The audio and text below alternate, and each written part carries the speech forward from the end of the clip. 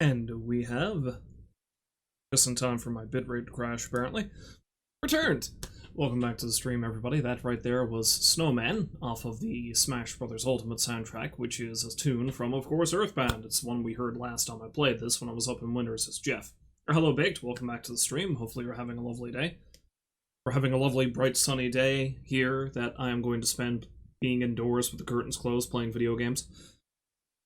Because, you know, like a healthy person. He says as he has several kinks in his back. Yeah, I am going out later. It's nice and icy overcast there. Okay, well, that's it. Let's blind you all with the, like, this is what it looks like outside here today. You know, this giant flash of light. Okay, yeah, no, that's too much. That needs to be covered up.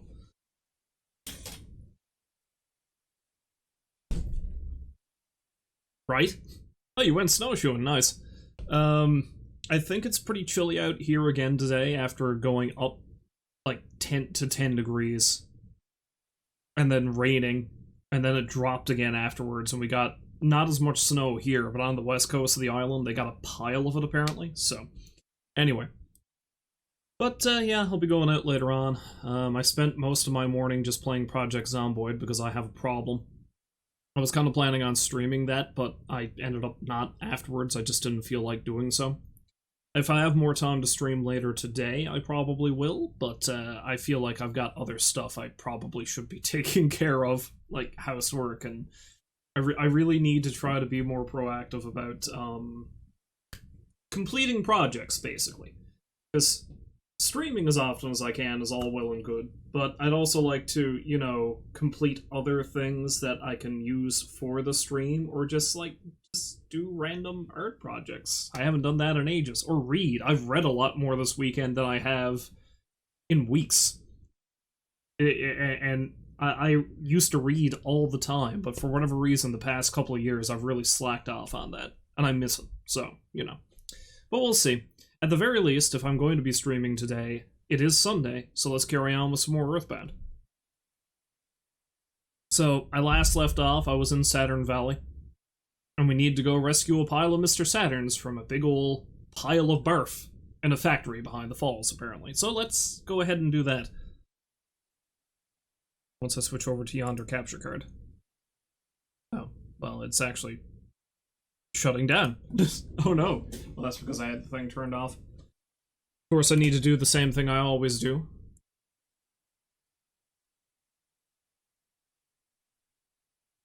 Which is, you know, actually switch over the HDMI cable and such, because I never do that first off.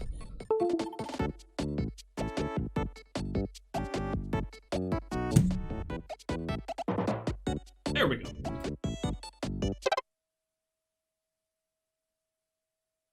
Well, looks like we have a new follower. Thank you very much for that. Greatly appreciated. I seem to be getting a lot of new followers while I'm playing EarthBound, when no, it was a popular game. It kind of is, though. And rightfully so.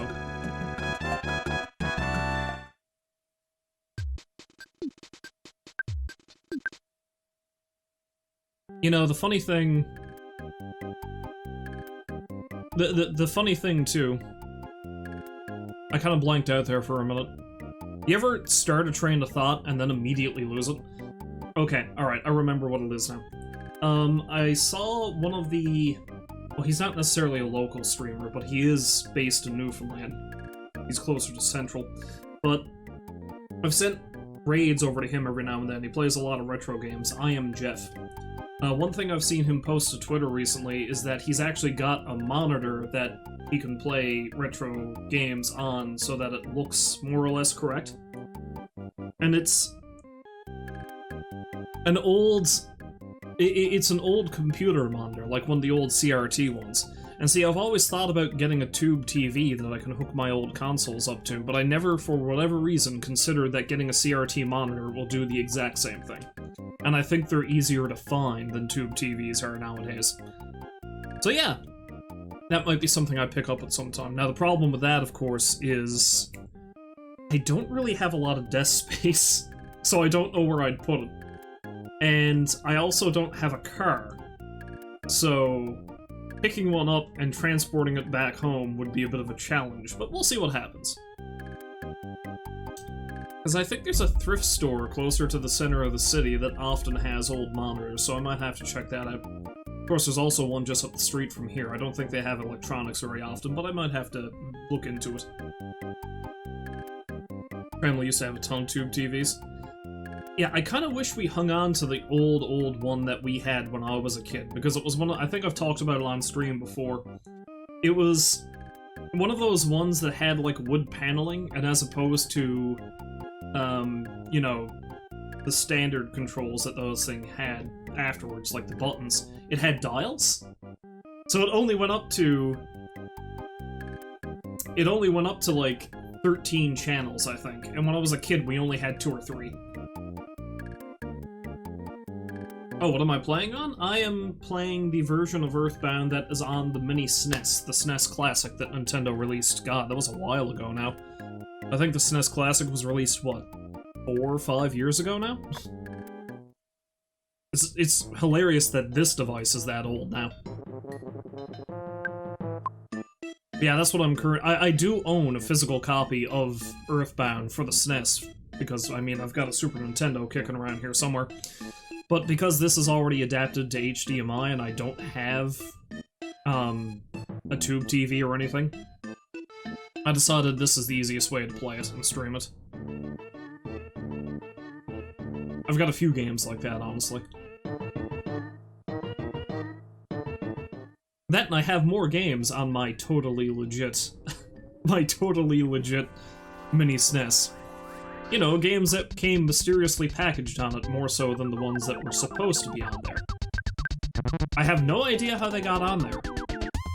And that's the story that I'm going to keep telling, so Nintendo doesn't come down on me like a pile of bricks.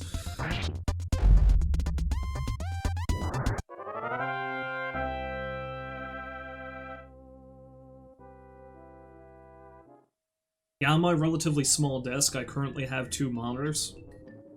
Well, one of them is a fairly decent, albeit not high-end monitor, and the other one is an old HDMI TV. Well, old HD TV, I should say. The resolution's not quite right on that, but that's why I use it for secondary stuff, usually.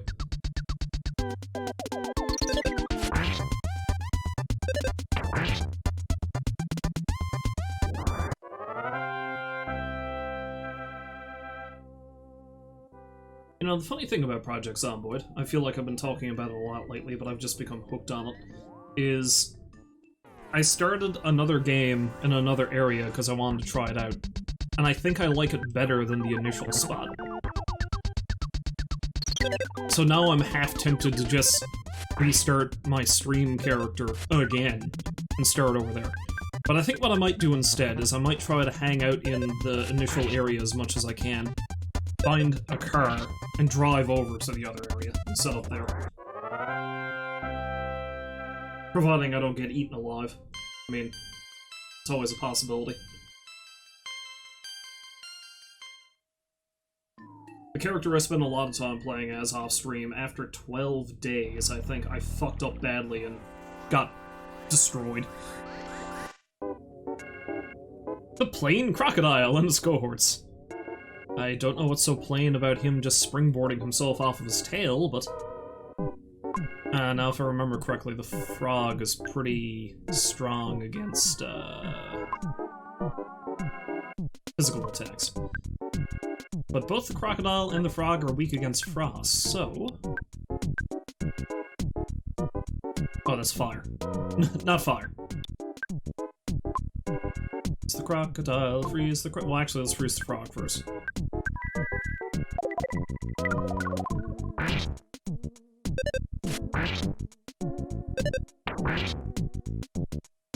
The farm zombie! Even in this game, I can't avoid zombies. Ooh. Kinda hurt. I'll tell you what, Paula will, use Side Freeze on the frog again, because again, I don't think physical attacks do much damage. Ness and Jeff will work over the crocodile.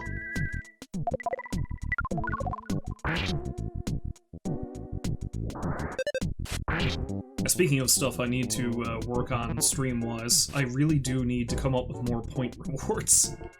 Because it's all the basic ones still. I don't know, I'm just really bad at organizing stream stuff.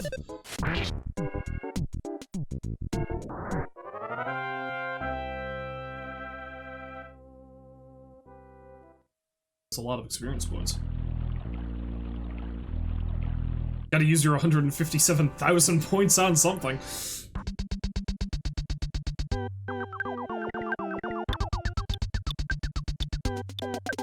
You're banking those things up like they're actually going to be worth something someday.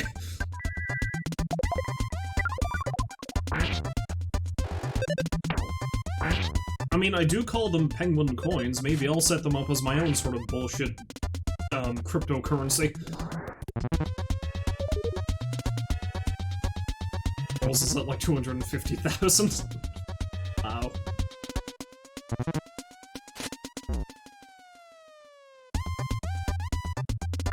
Yeah, I got a few things in mind that I could possibly use for the point reward thing, but I'm not sure.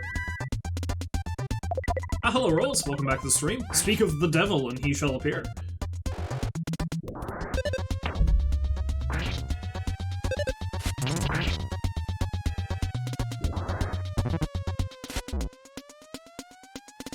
Hopefully you're having a lovely day, Rose.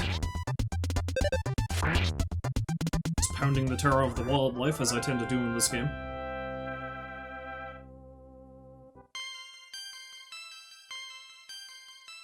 Zan currently has 220, but you're new, so...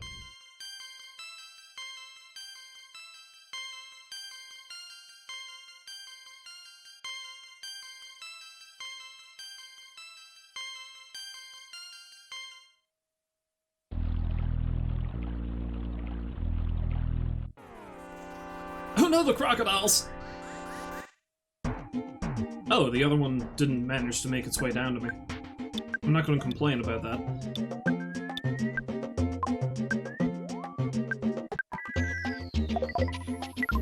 Studying for some interviews, are you baked? Well, I wish you luck with your interviews, my good man.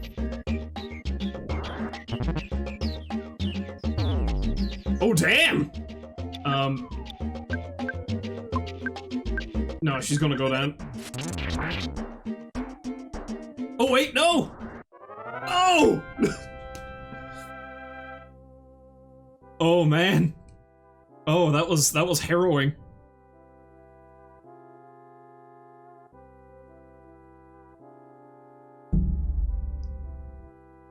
Paula managed to destroy that crocodile just fast enough that she managed to not die. That's amazing. As I rolls, a friend of yours passed along a job posting to be a Ferrari salesman here in town. Well, I mean, it's in the name. You kind of have to try for it, don't you?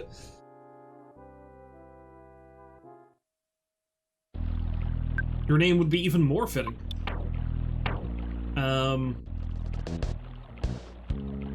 Wait, I need to check to see if the sudden guts pill does what I think. Doubles your guts during battle. Okay, so it's not a permanent upgrade. However, after a battle, your guts will return to normal. Gone after one use. What do we have? Oh yeah, the hand-aid. I was going to put that away. Okay, the cookie's kind of useless, so we'll have Paula eat it anyway. Gotta earn some of those Lurk Penguin coins. See, this is why Rolls has so many of them.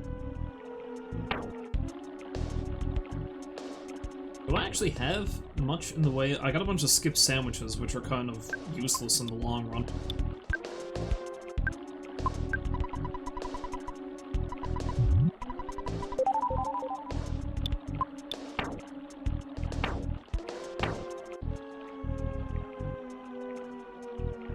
Yeah, I think I'll, use life up.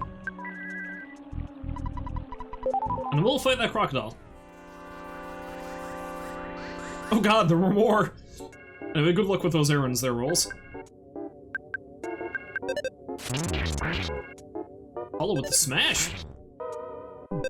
We shall see you later. In an hour's time, I should still be playing EarthBound, as far as I know. I do have some errands to run myself, closer to 4, but that's not for another 2.5 hours yet.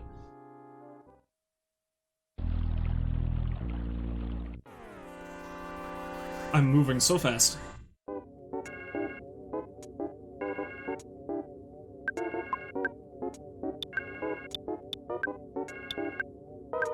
I mean, maybe I shouldn't be using up all of my psi power, but I know the boss in the next area, there's a trick to beating him.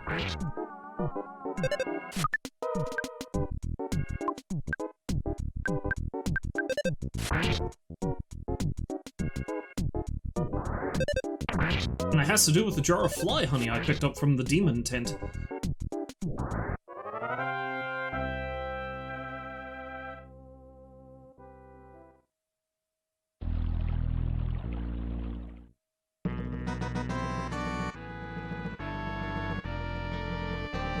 Is anyone gonna ask why the crocodile's standing on his tail? I mean, you know, it's exercise. It's a specific rare breed of crocodile that you only see near this river, although there's probably going to be some pellet swaps of the same enemy later on. Although the thing I find funny is that it's called plain crocodile, and yet it's doing something I've never seen a crocodile do. Which is using its own tail as a pogo stick. I like how Jeff and Paula aren't even looking at the cameraman.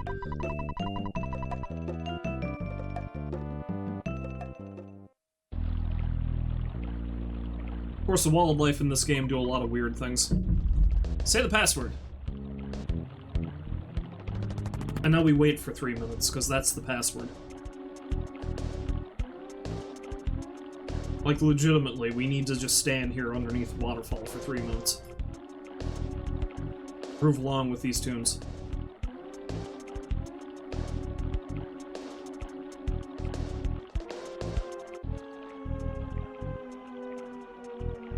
This is the only dance move I know.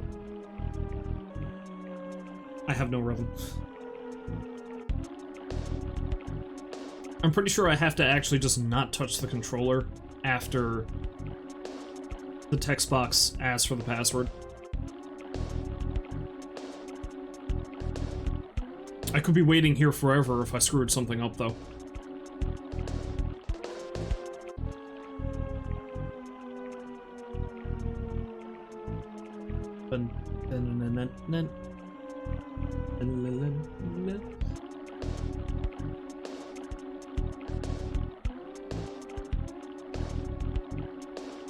You know, I've been thinking about what I will do for Retro Sunday after I finish EarthBound, which isn't going to be for a while yet. I think I'm only... I might be halfway through the game, I don't know. Something like that. I'm thinking I might do a series of shorter games after I'm done with EarthBound, because I feel like I've done a lot of longer games for Retro Sunday lately. Maybe some more beat-em-ups, I do love me a good beat-em-up. I do have the rest of the Final Fight games I can get through.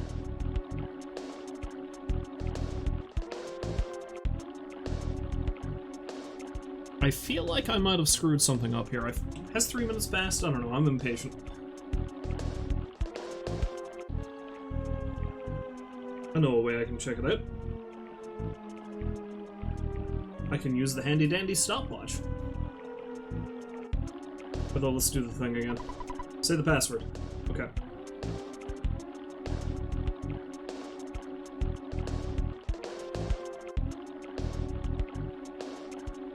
Alright. And now we wait.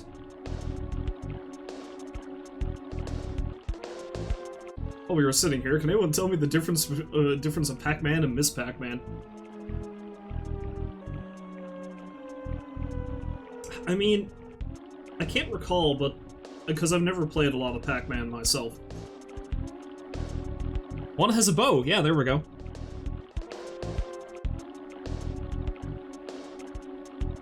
You know, tertiary gender characteristics is a common thing with weird characters like that, but, in terms of gameplay, I don't think there is any difference, if we're talking about that.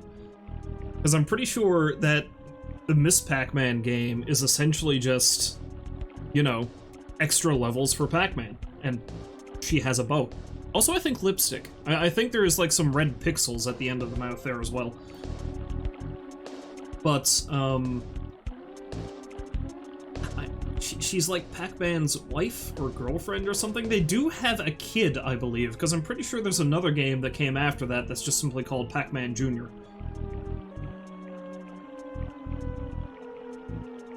Guaranteed, if you went on YouTube, you'd be able to find one of those hour-long videos about Pac-Man lore that explains all this. I don't doubt that's something that exists. As a matter of fact, I'm going to look up right now to see if that is indeed a video that exists while I'm waiting for this.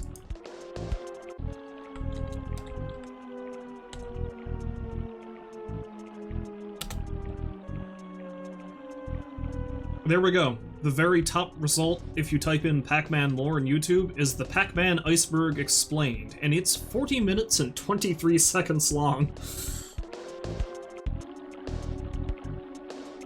So there you go. Look up that video. I'm sure they'll tell you everything you need to know about Pac-Man. Probably more than you'd ever need to know. Let's be honest. We have about 40 seconds left. Unless I screwed up somehow. This is a weird game mechanic.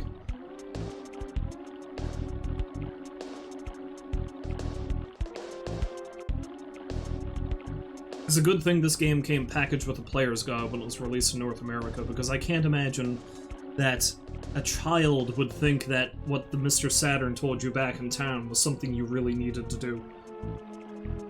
If you even talk to that Mr. Saturn. Almost there.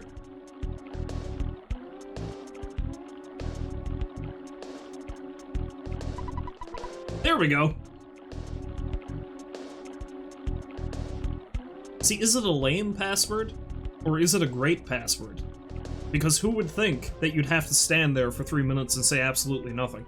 The first instinct would just be to keep guessing. But of course, Ness doesn't speak, so...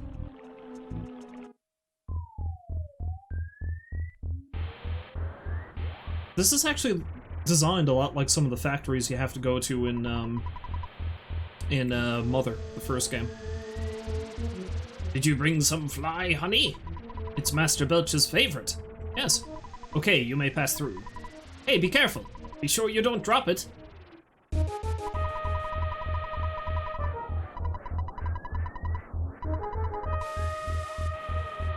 I like how he's following me now. You confront the floppy and his cohort.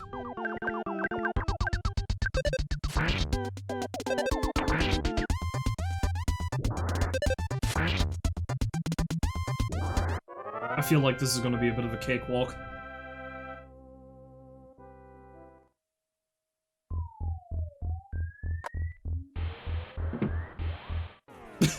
And then there's a room full of zombies. You know what? I don't have time for this. Just murderize them all.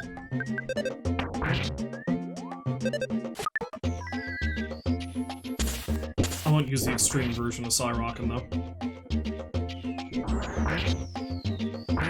Just enough to move it along a bit faster.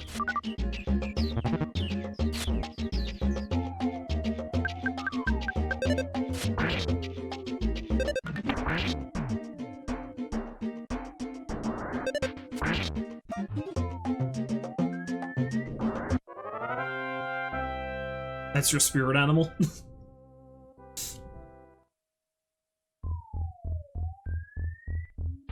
A little roly-poly, fellas? I mean, that's fair.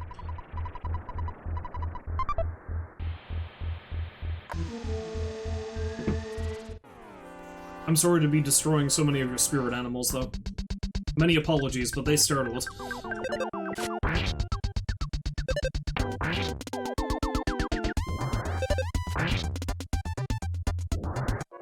They're not terribly strong, I will say that.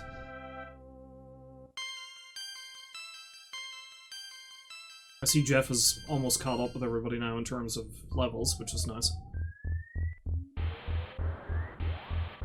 Oh, there's so many of them. Oh god!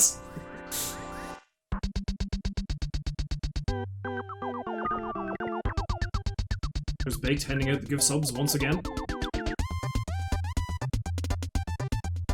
Rolls isn't here to do it, and I know he would, so...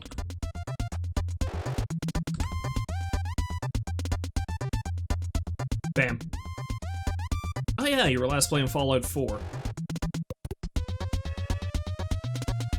Fun fact, Fallout 4 is the first game I ever streamed.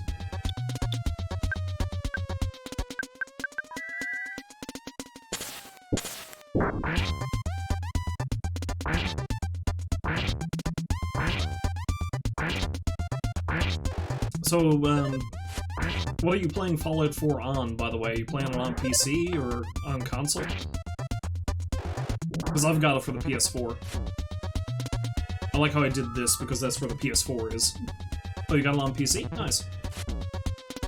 I do like that they do have mod support for the game on consoles now, but there's certain mods you can't get. Like, there's a DLC-sized mod that's called, I think, Sim Settlements. Well, there's Sim Settlements and Sim Settlements 2, which completely overhauls the settlement building mechanic, makes it a lot better, and adds an actual storyline for it, but I can't get it on the PS4 because you require the script extender for it to work. I am familiar with Binding of Isaac. I'm familiar with it as a game that I'm terrible at. I think I actually own it. Wait, let me open up Steam. I think I might actually have it on Steam. Let's take a look, shall we? I do actually own Binding of Isaac. I haven't played it since 2016, but I own it. I should really give it another go sometime. I know a lot of people really like it. But I suck at it, is the problem, so...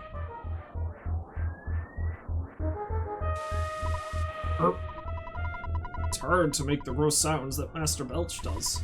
I know I can't do it. Master Belch is the slimiest. However, I heard he's also serving some Gygus guy. That I cannot believe. No problem here, except, you know, slavery.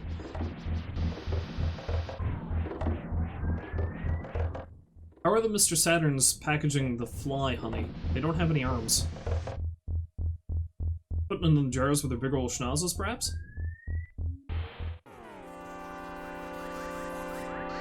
I've actually got a few old school roguelikes on Steam that I picked up dirt cheap and I was never great at. When the cans pass by, you can talk to them? Oh, I might have to go see if I can have a chat then. Yeah, I got Binding of Isaac. I'm pretty sure I've got Super Meat Boy. Braid's more of a puzzle game, but that's another one I consider to be along the same lines. Ah, so honest! Smile! Boing!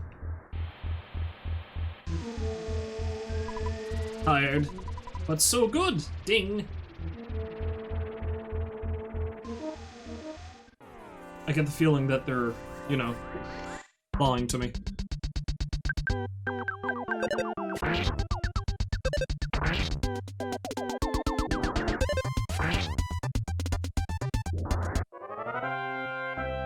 Yeah, these things are just basically punching bags for experience.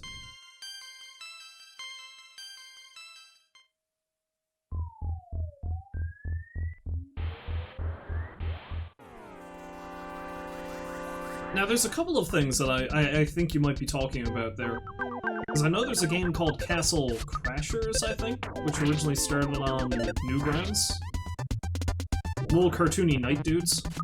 I've never played it, though. I think there's also a game called Crush the Castle, which is basically,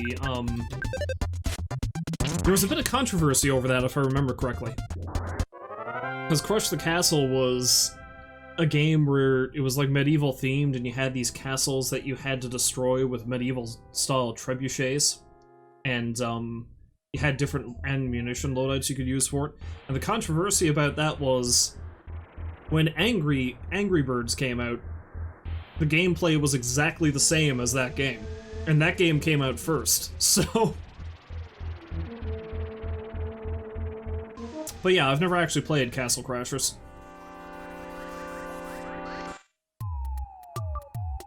You engage the mostly bad fly in its cohorts.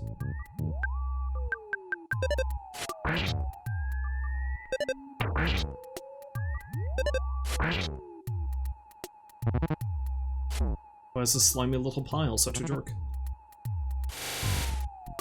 I've heard good things about, I have heard good things about, Castle Crashers. Maybe that's something I'll have to give a try sometime. I remember there was an old Flash game that I played, not last Halloween, but the Halloween before. That was something I played a lot in high school. What I feel like I should do is I just should start looking up old Flash games on Newgrounds and just start streaming a bunch of those sometime. Because Flash doesn't exist anymore, but they set up their own thing, I think, that can still play all the games that are on the site. Because, you know, after Flash went down, 90% or more of the stuff on their website would have been completely unusable had they not done something about it. You're the ones who destroyed the zombies that I assigned to Threed! Yep. Now I'm going to destroy you. You slimy little pile.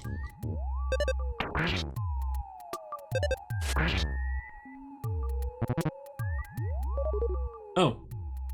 Then he had a friend.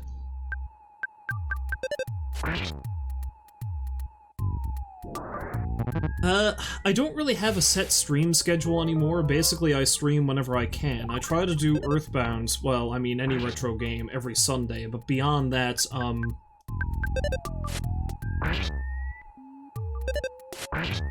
it's usually later in the evening. It's only Sundays I typically stream around this time of the day. But I do try to stream at least twice a week, and those 2 days are usually Sunday and Friday, if I can. I used to have a set schedule, but I was also unemployed for a long time. I don't quite have the time to be more regular anymore. Maybe I should try to have a more regular schedule again, but I need to organize the rest of the stuff I do around it. Work is the big thing. But some days I get home from work and I have no desire to do anything, you know?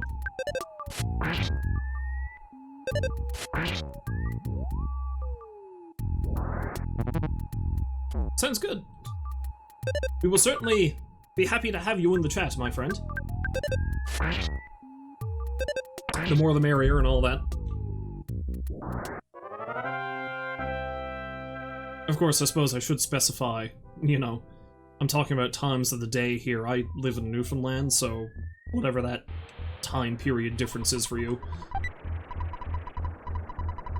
There's a vital capsule inside.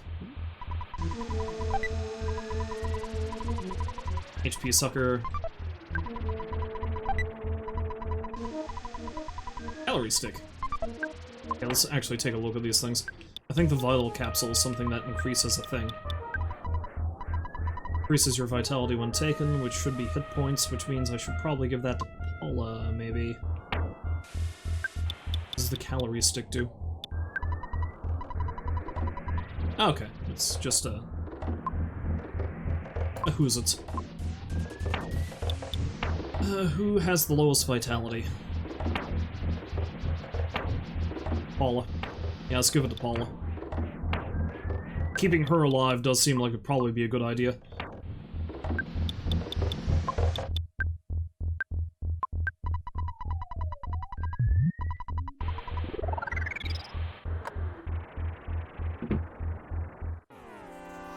Goons!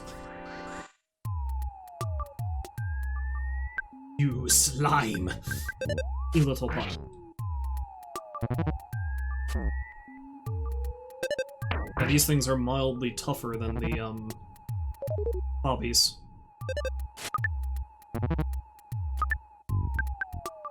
Actually, you know what? Here, let's use Psyrocken to try to make things go a little bit faster. Oh yeah, no. This is not good. I mean, it'd be nice to get some more experience points, I guess, but... Oh.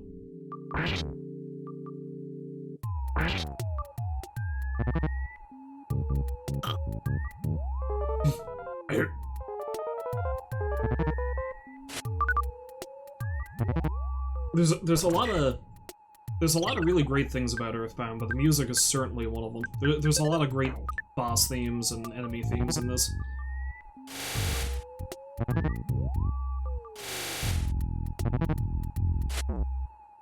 This fight's actually going pretty bad.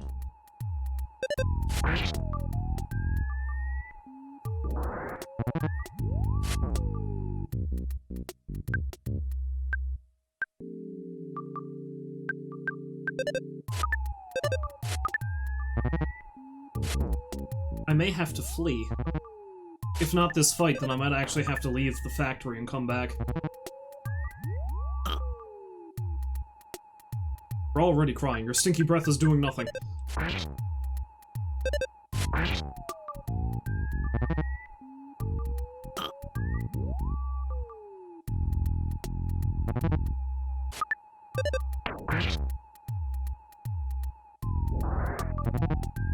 Yeah, I think I'm gonna backtrack to Saturn Valley. Hopefully I don't need to do the password thing again.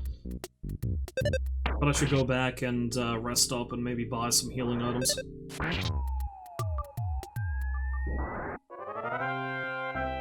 I can't entirely rely on Ness and his healing abilities. This certainly helps, though.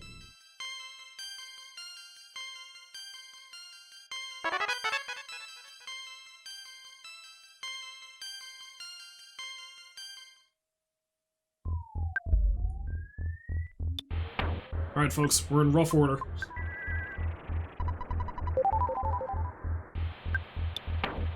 I think Paula's not doing too bad in terms of hit points, because I think that's relatively close to her max. I'll heal up Jeff and Ness, though.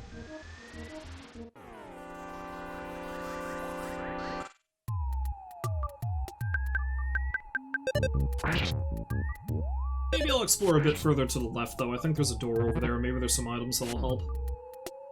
Ooh. Like that.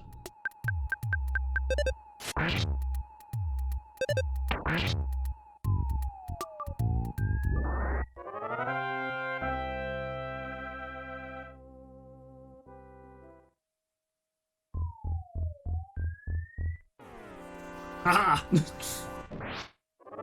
Oh, nice. Excellent. Guess we'll continue to hit like a truck.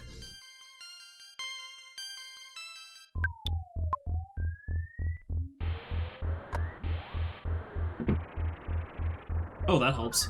I probably should have healed everybody before I took the butterfly, though. You know what? Screw it. Let's take a gamble. Let's take a gamble and not go back.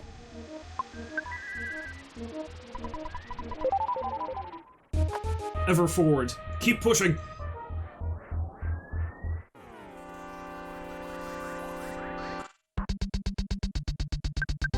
This is only when I ran into a pile of those slimes I was running into trouble, so as long as I don't find too many more of them.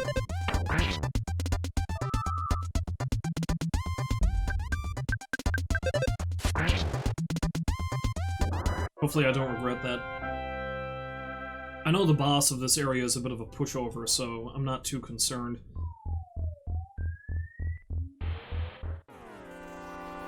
I think I might want to backtrack, though. I think this is the way I'm supposed to go, and I'd like to see what's down that ladder over there. Damn!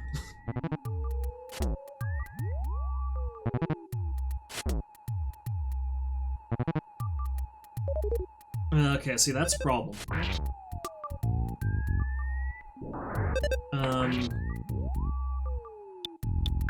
Okay, what I'm gonna do is I'm gonna have Ness and Jeff try to clear out the flies, and I think the slimy piles are weak against ice, so...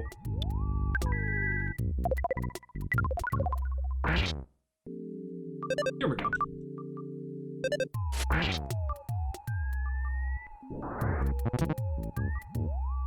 Ah. It smells so bad, it makes me sad. Also rhyme, I'm a dime. That sound effect.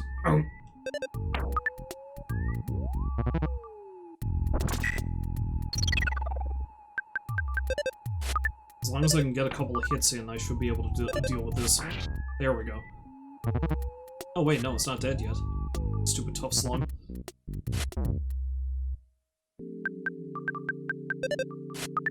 It's a good thing not all of them are attacking me, the slime.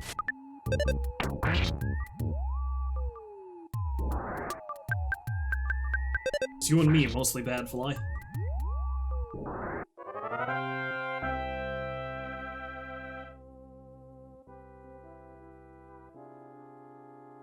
Jeff is dead, he can still spy? Oh, I didn't realize that. Aren't you the fly honey delivery boy? What's the password? Doesn't mean I don't trust you, just say it. Say it now! Someone so quiet is either extremely shy or extremely dangerous. Can't I be both? What a suspicious fellow! I'm shy and dangerous.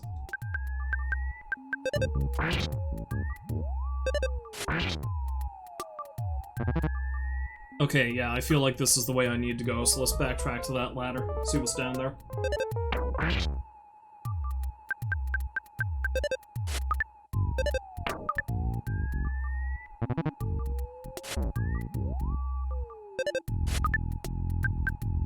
Jeff's not doing so great.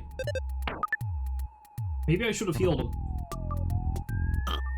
Although, that doesn't do anything to me right now.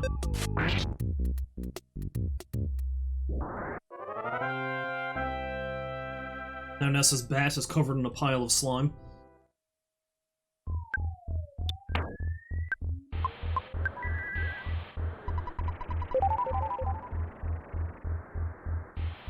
Backtracking.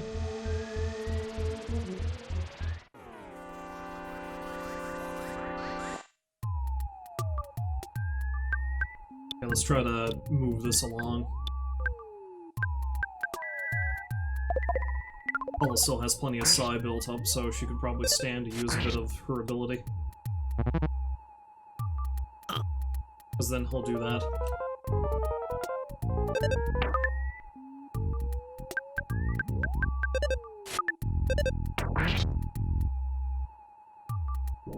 Through his tears, he shot the thing to death.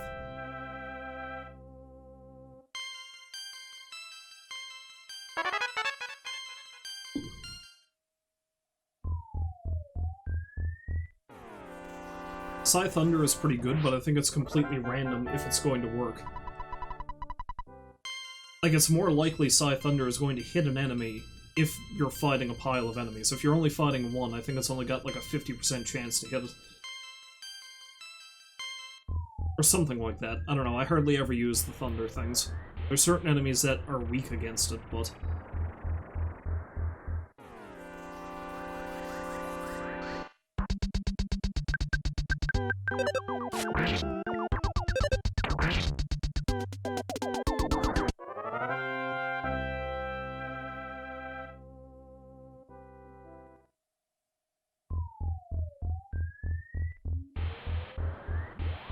Okay, so what's in here? Anything useful?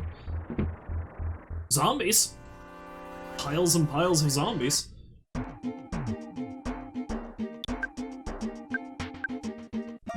Actually, no. Bet you money they don't like fire. Oh wait, no. Fire only works there. Okay.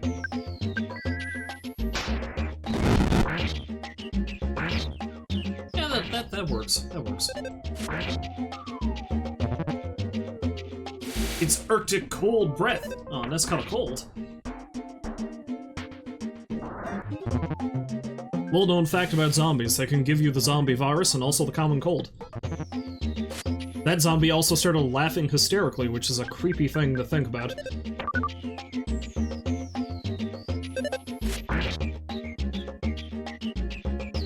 I like how having a cold is essentially this game's poison status.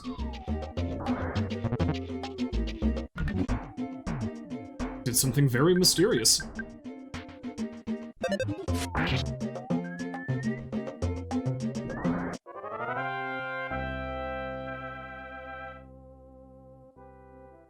Okay, I'm pretty sure that status persists through... yeah. Through combat.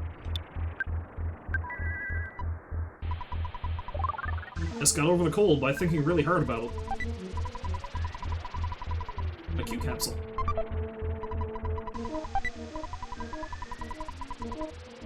Ooh, broken laser.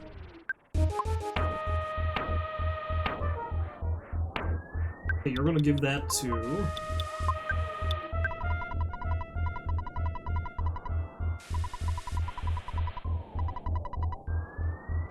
Okay, so let's give Jess... Jess. You know, Jess! Let's give Jeff the Broken Laser and also the HP Sucker. I figured that was something that only he could use.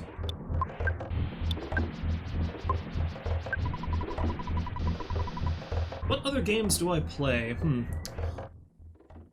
A lot of things, honestly. I've been steadily working through Yakuza 0 all year. I started playing that almost a year ago. I'm very close to finish that.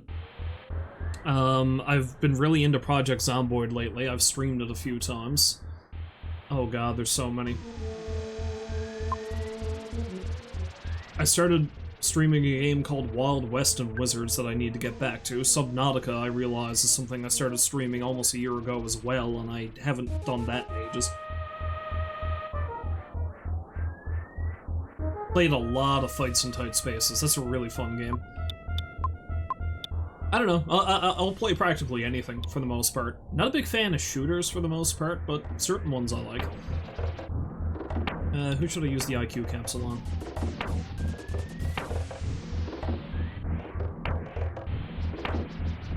Let's give it to Ness. I don't know if it's actually going to do any good for him, but his IQ is lower, so... Gotta make him smarter.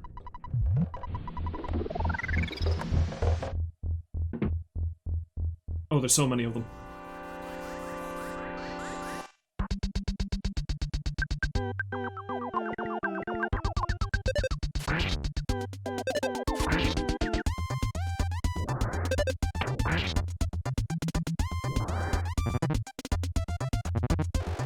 Oh yeah, that... Whoa! Oh, that dude hit like a truck for some reason. Anyway, yeah, that makes sense. I probably should have given it to Jeff, because the higher his IQ is, the more stuff he can fix in his sleep. I forgot about that. Next time I get an IQ capsule, I'll just keep feeding it to him. Come to think of it, it probably doesn't do anything for Ness.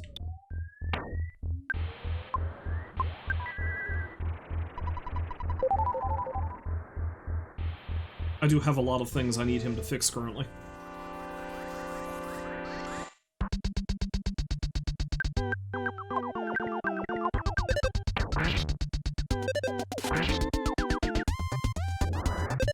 I knew the little roly-poly dude was able to hit as hard as he did. They can be dangerous when they want to be, I guess.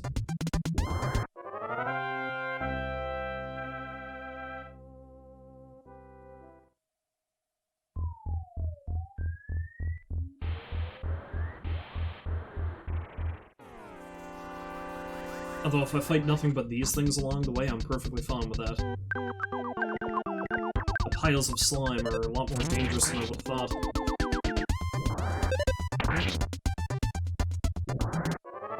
Okay, so they have less than 120 hit points. Good to know. But more than 100.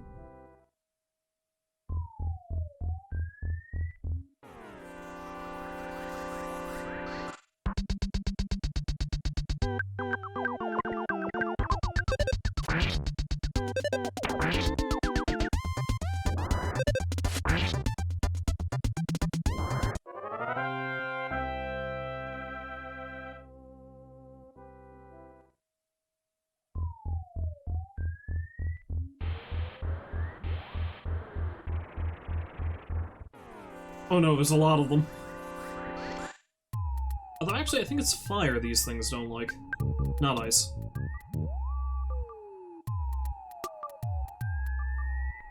Oh yeah, that is the other... Because I know...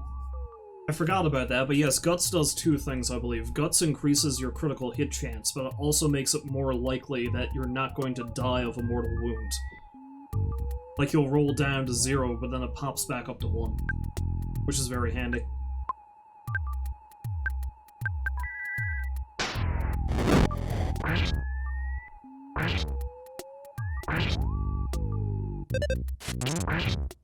Ow.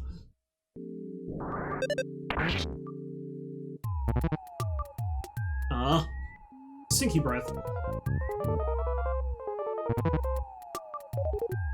Oh, I want to fight more. Okay, let's have her use Freeze B on this guy.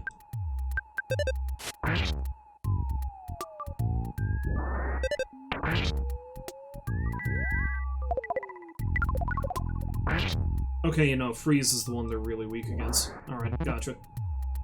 They don't like fire either, but... In which case, I want to nip this in the bud before they summon too many of them, and I actually do need to backtrack. Because I think I'm nearly to the end of this place.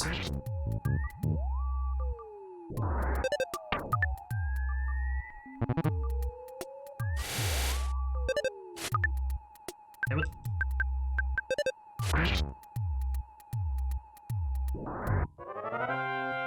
Oh, hopefully we should get a level or 2 out of that.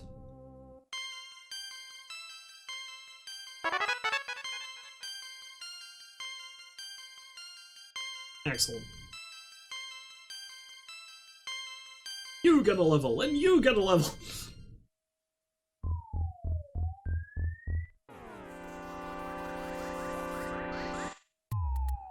Okay, same thing.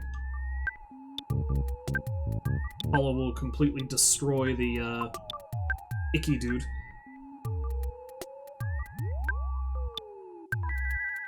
Is anybody gonna ask why a random guy comes down from the sky and takes pictures of children?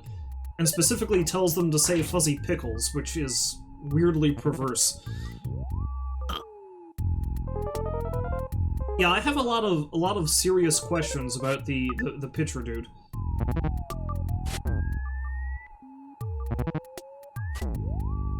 He's basically stalking Ness. Because he's been following him from the moment Ness set foot out of his door. Because that's the first time you see him. After the whole meteor thing is done.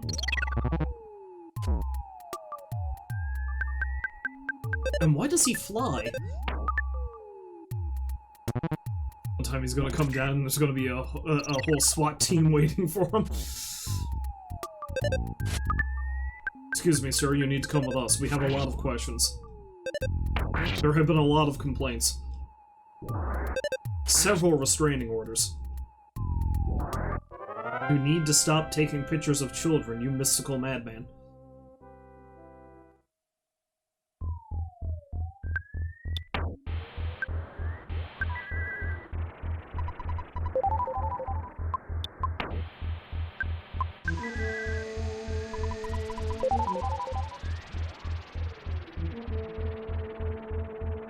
There he is! Hey, fella. So you are Ness? I see. There's a prophecy that a boy will destroy Master Gygus. Make me laugh so hard. Master Gygus is scared of someone. You would have to be worse than the greatest evil. Take you down big time. So get ready for the worst fight of your life. Get ready to feel the pain of true nausea. Yeah. Come on, let's go. I got something for you.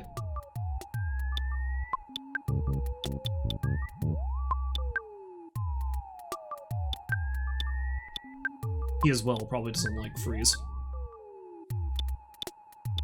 Spy on him, why not? Bam! Master Belch's offense is 50, defense is 88, open to hypnosis. Ah. Master Belch, grab the fly, honey. Oh, felt somewhat nauseous. Oh, that's not good.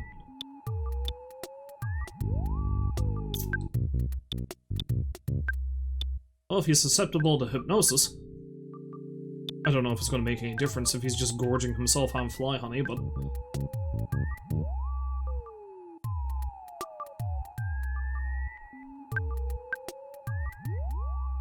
Ooh, that's not good.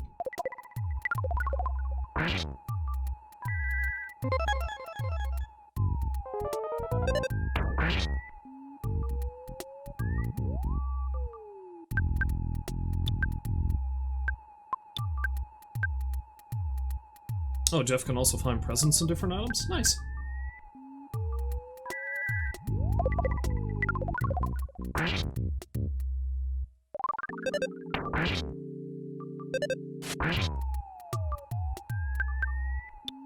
More freeze! More freeze!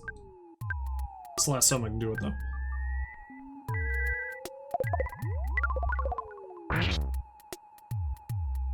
Aha! You ain't so big!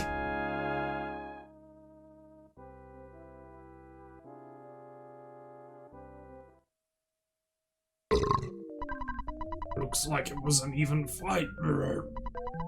Master Gygus has managed to get the Manny statue into Fourside. The city will soon be in worse condition than living in your own puke. Suffer, Spanky.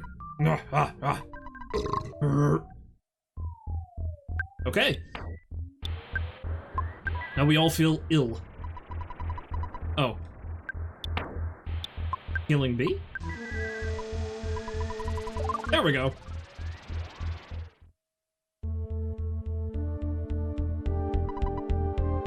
I escaped! Zoom! Burp. Boing! Goody! Burp. Really get that looked at.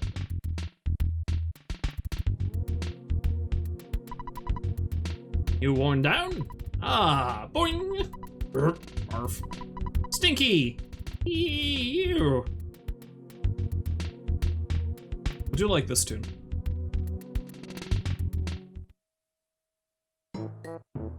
Oh, nice. Go in hot spring. Wash barf off your wash barf off you body.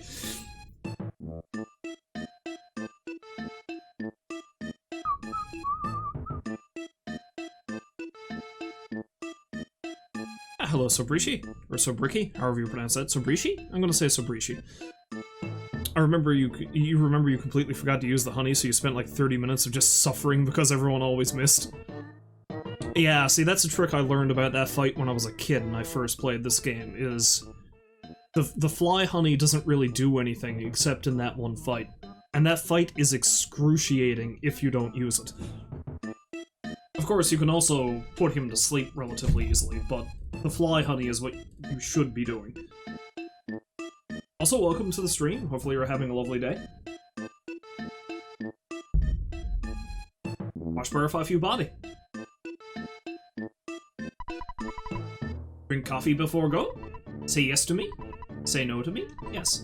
Bottoms up, boing! Oh, I forgot about this. The intermission coffee break. You've traveled very far from home. Do you remember how your long and winding journey began with someone pounding at your door? It was Pokey, worst person in your neighborhood, who knocked on the door that fateful night.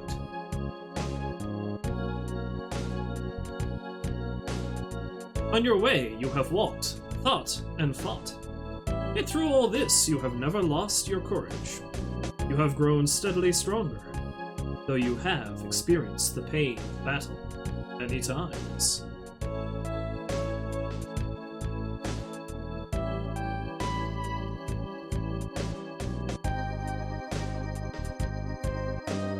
You are no longer alone in your adventure. Paula, who is steadfast, kind, and even pretty, okay, is always at your side. Jeff is with you as well. Though he is timid, he came from a distant land to help you. Ness, as you certainly know by now, you are not a regular young man. You have an awesome destiny to fulfill.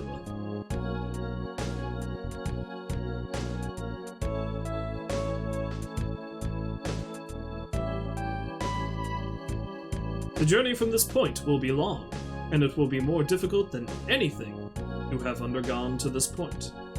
Yet I know you will be alright. When good battles evil, which side do you believe wins? Do you have faith that good is triumphant? Who is even talking to me right now? The game's creator, probably. This is Itoi talking to me, no doubt. One thing you must never lose is courage. If you believe in the goal you are striving for, you will be courageous. There are many difficult times ahead, but you must keep your sense of humor. Work through the tough situations and enjoy yourself.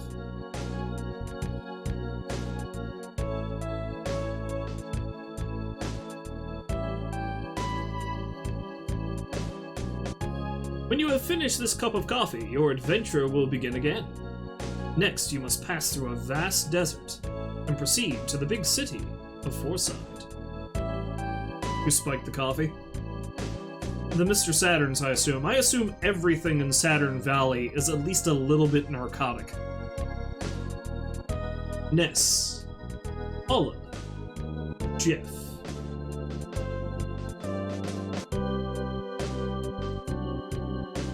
I wish you luck. Yeah, I assume everything in Saturn Valley is just a little bit narcotic. I'm half afraid to get into the hot spring because I'm just probably going to be soaked in LSD. Plus, you know.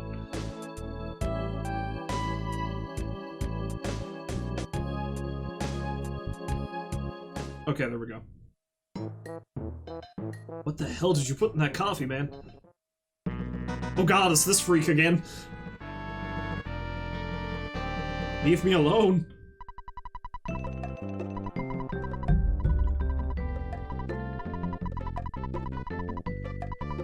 Fuzzy pickles.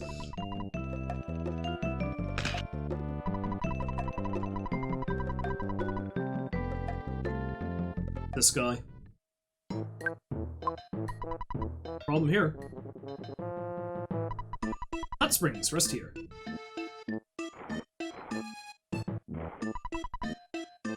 Longer ladder. Can go to hot springs.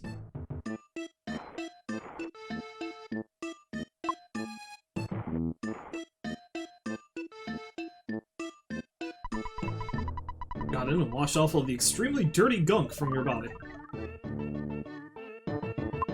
That's nice. Hole, milky well. What this? Ding, ding. Okay, I think that's the next sanctuary location. Sent by the heavens to interrupt your adventure. That's exactly what happened. All home, Zoom! Appreciate! I so happy, happy, happy! Zoom! Anyway, let's go rest and save it, and then I'll go into the new area.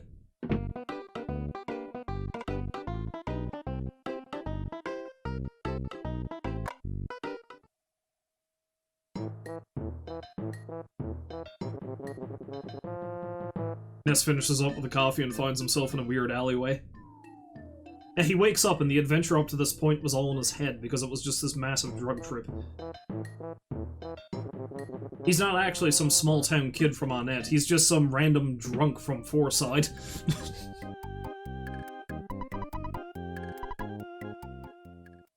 It's like, whoa, man.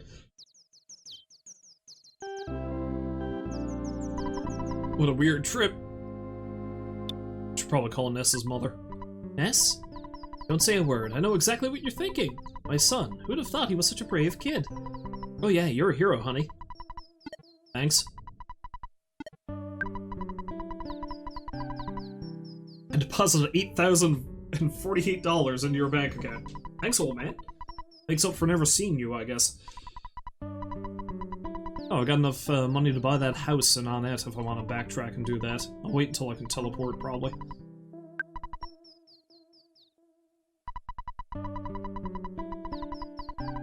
Oh yeah, I'm aware of the homesickness thing.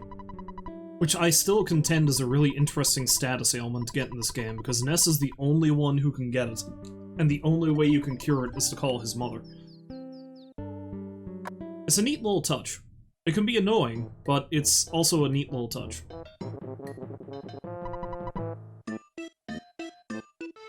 Delicious? Delicious Ness! What? You freed us all, now we can devour you! You good name. We no name, boing! All have same name.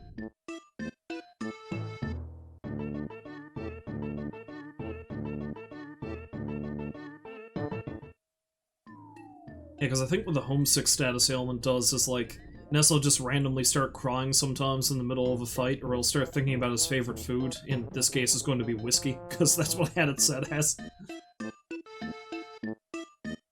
All that kind of thing. The hell are these things? Ranboo, Bennett's cohort.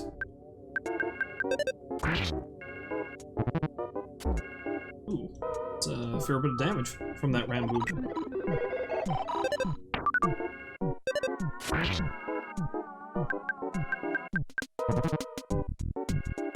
Wonderful smelling powder. Jeff fell asleep.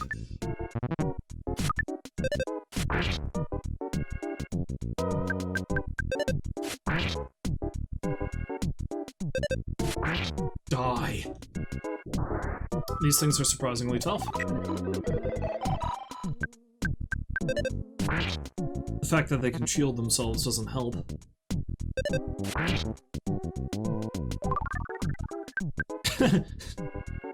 Ness in the alleyway instead of Jeff and Paula is just 2 trash cans. Perhaps like a stray dog and a teddy bear or something.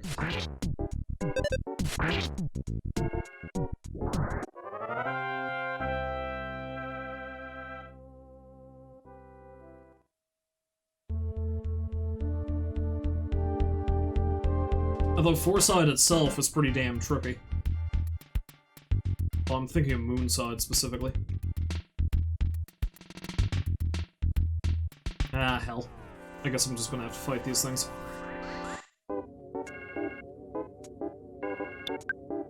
Let's use Cyrock and B. Or Beta, I suppose I should call it. I don't really want to deal with these things. Mushrooms are bad. That's why mushrooms are bad. Now I gotta backtrack again.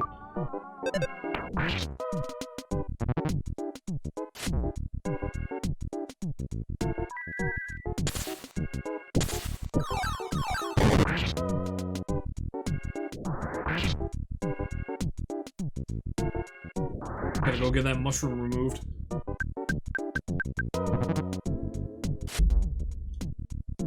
I think there's a doctor in Saturn Valley. Pretty sure there is.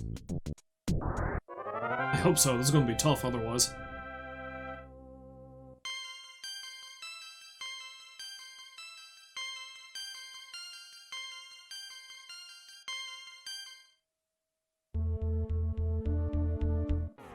Yeah, the true sequel to this game is just Ness coming to terms with everything was a lie. It was all just one massive, horrible drug trip.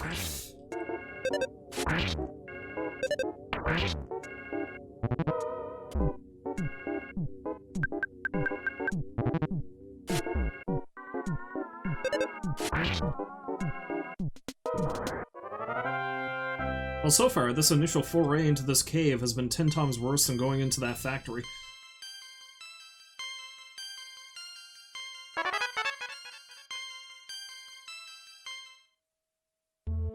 I guarantee you there's probably a ROM hack for EarthBound that gives a story somewhat equivalent to that.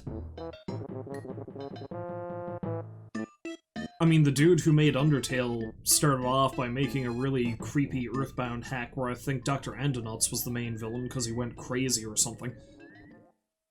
The Halloween hack, I think that one was called? I don't know, I've never actually played it, I just generally know about it. I am Dr. Saturn, zoom! Yes. You all fixed up. Goody, boing.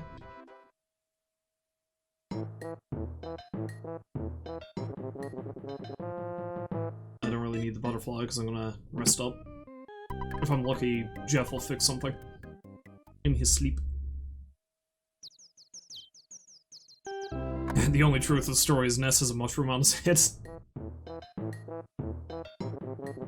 And that just drives him crazy, because like he wakes up and is like, oh god, what is this?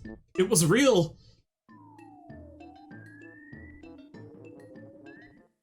He ends up like that guy in the Fallout games who has a tree growing out of his head. Oh, Harold the Ghoul.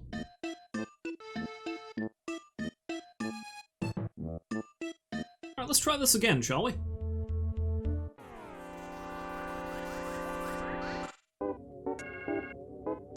They appear to be made out of grass, so I'm going to assume they don't like fire. Yeah, I mean, it could have been better, could have been worse. And they're both going to shield each other. Or, actually, no. Just Rambo B.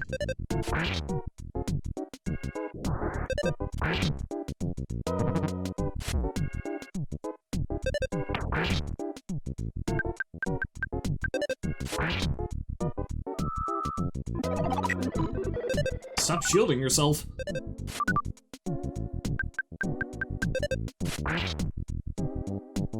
Because it won't help.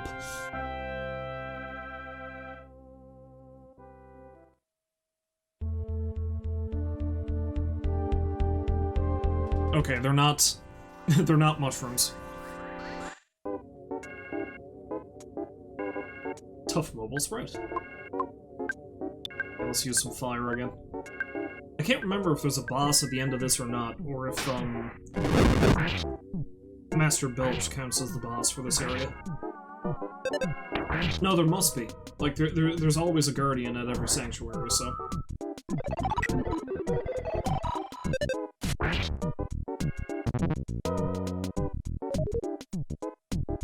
Damn right the seed didn't spread.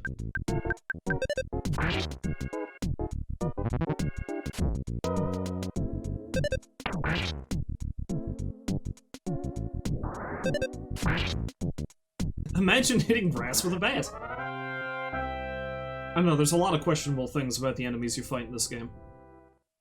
Because especially when you start off, it's just Ness is this child wandering around the neighborhood beating crows and stray dogs with a baseball bat. That's the first signs of a serial killer, that is.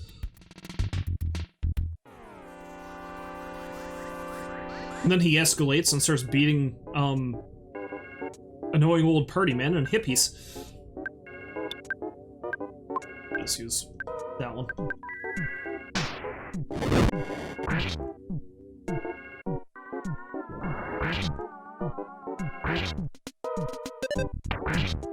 I suppose Jeff is worse.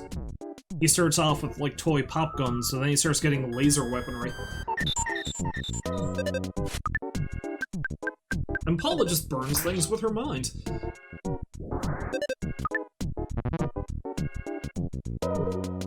Damn.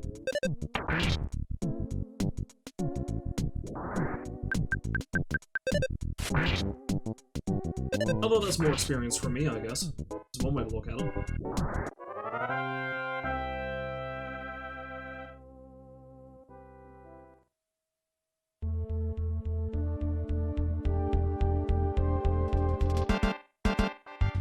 Can I cause them to respawn? I really don't want to deal with that mushroom. Oh, hey! That's better. I imagine magic butterfly is some more slang for drugs. Yes, in that alleyway getting high off of mushrooms and magic butterflies.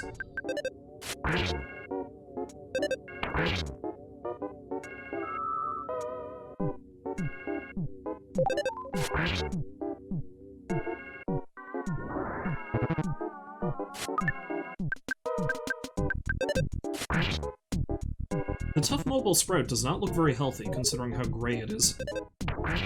Honestly, I'm probably just putting it out of its misery. That's some bad grass, man.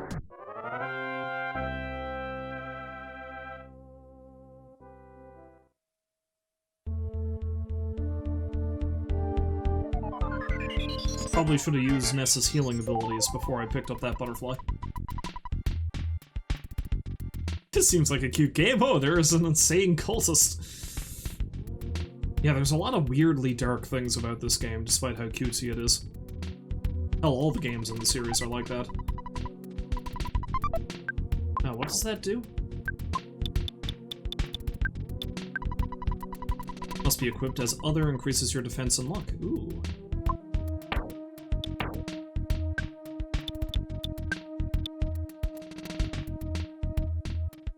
Okay. Hey, you know what? Let's equip that on Ness. Let's give the herd hat to somebody else.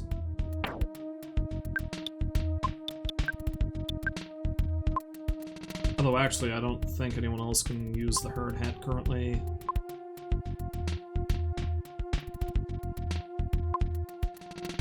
Yeah, it might actually... And the herd hat moved.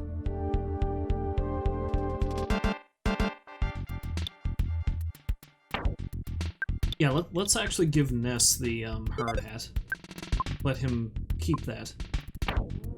And I'll have Paula equip the coin of slumber.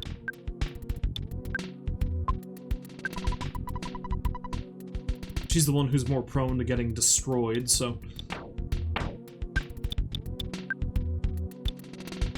Although it doesn't increase her defense that much. Whatever. Every little bit counts. Ah, there we go. Hey fella, who are you? You finally got here.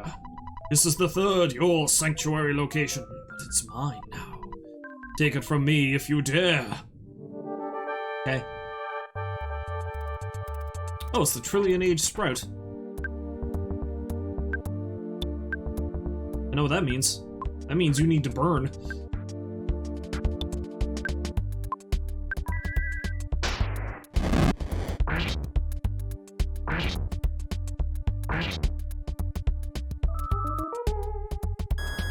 You stop.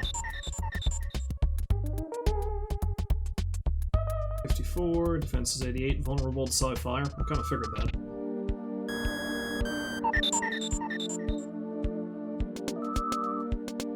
This song is really great. The main boss theme.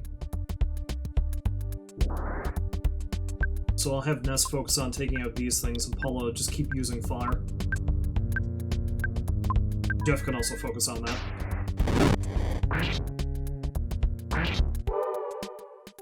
Although, it's dead now. So let's just wail on this thing.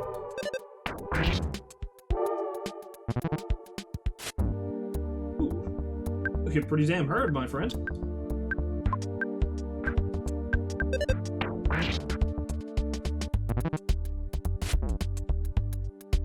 But do you hit hard enough?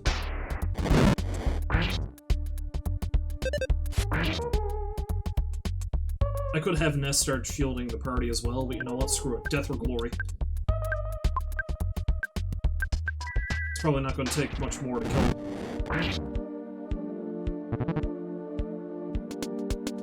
It did not work on Ness. Ness doesn't care about your eerie eyes. The shit Ness has already seen? I found a giant pile of puke. You're nothing.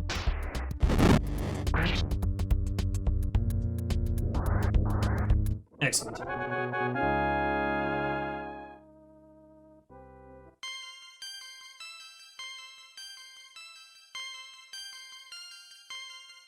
Oh, baby, offense went up by 3. I feel like Paula's offense has raised quite a bit in certain levels.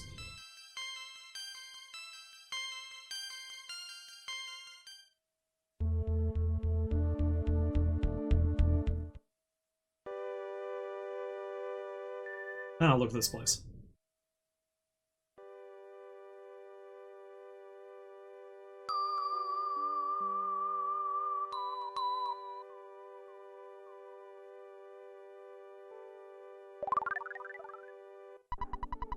Ness thought he heard his mother from far away. She said, "Be a thoughtful, strong boy." Ness the Soundstone recorded the melody of the Milky Well. No problem here, just a weird-looking well.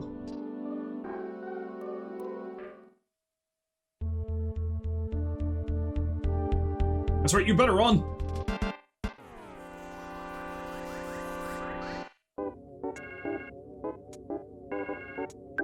I like how this dungeon is incredibly short because I've gone through a dungeon just to get to it to begin with.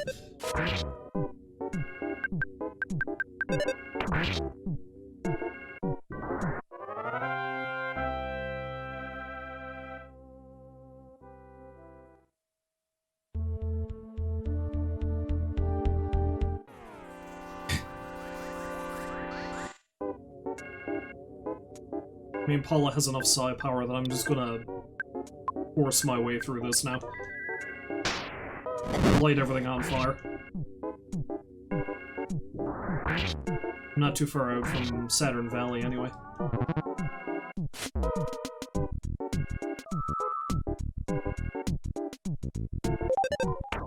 Who told you to get your health back?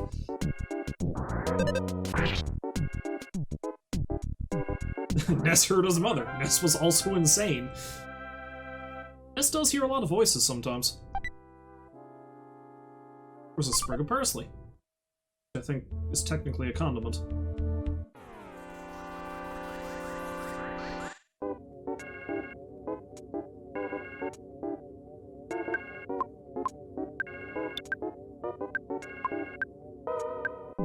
Yeah, clearly anyone who really knows a lot about video game history nowadays knows the general premise of this game.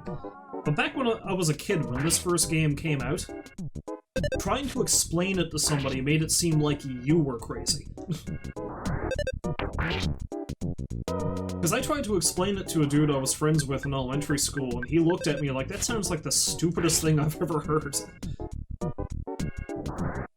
Until he hung out at my place for a bit and actually played a little bit of the game, and it was like, you know what, this is actually really good. I'm like, yeah.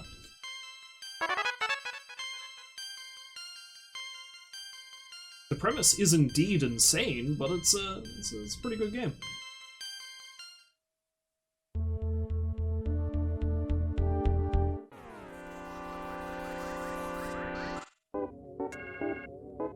I thought you were kidding about him beating dogs. No, I'm not. It's about a 13-year-old. Actually, no, I think Ness is 12. Not much of a difference, but just beating up wildlife with a baseball bat. And he's the hero.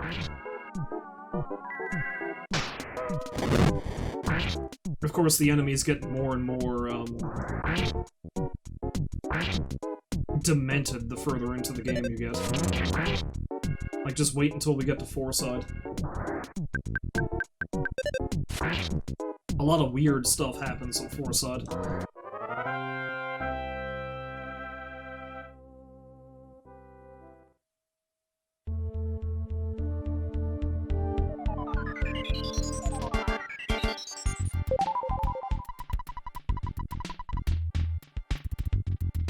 That's a lot of ram boobs. Yeah, I think I'm just gonna avoid them. I don't want to fight that many in the one go. Even if they are running from me. And I don't want to deal with the mushrooms at all. This I can fight. Yeah, Ness is somebody who didn't really have a lot of restraint when he was a child. Like, his mother just let him do whatever he wanted. As proven by the fact that she gives him a glass of whiskey before he goes to bed every night. In, you know, this particular version of the game, because I made that his favorite food.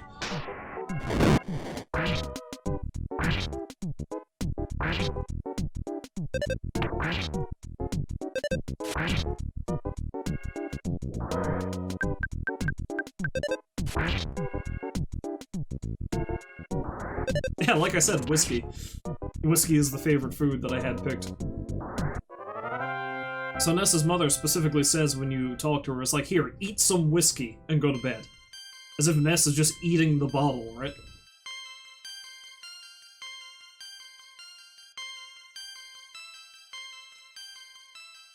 That rocks. Can I avoid? No, I can't.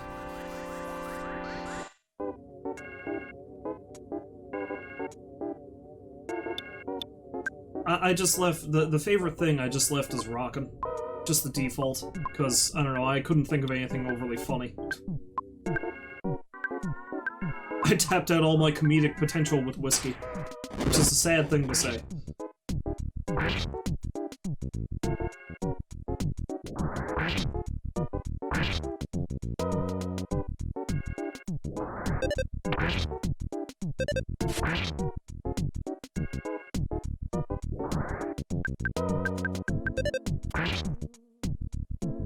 I like how the Ramboob kind of looks like a Pokemon.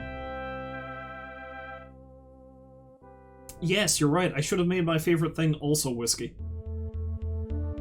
So Ness is this frighteningly young, terrible alcoholic. Real missed potential there. Oh, I should probably sell that ribbon I took off of Paula.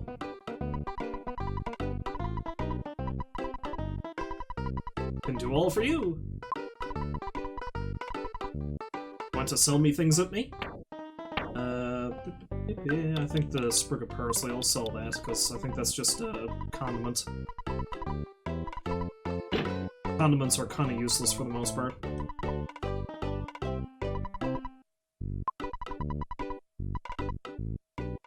Sell me things at me? Oh, I still have the jar of fly honey. I don't know if I can actually use that for anything else. Sell that ribbon.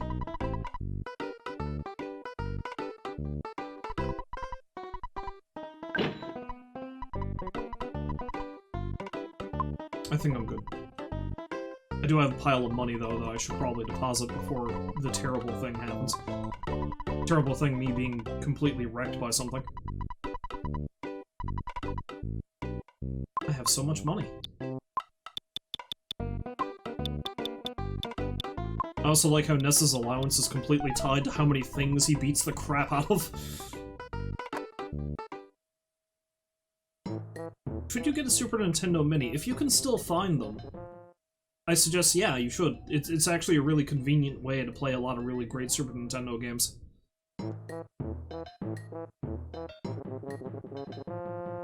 Now, if you've got an old Super Nintendo, if you've got an old Super Nintendo and the means to actually properly hook it up, then I say go for that, but, working through the night, Jeff fixed a broken laser. After being fixed, a broken laser became the laser gun! Guess I'm gonna equip that now.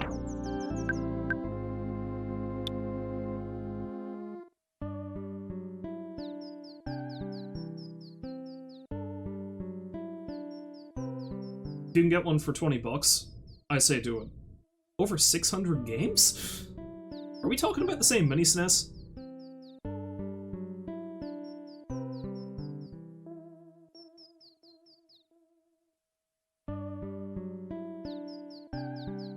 There was something called the SNES Classic, which is... Oh, the Chinese version, okay.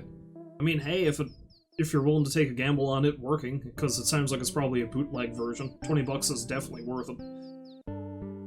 I'd say look up reviews for it first, then go for it. But,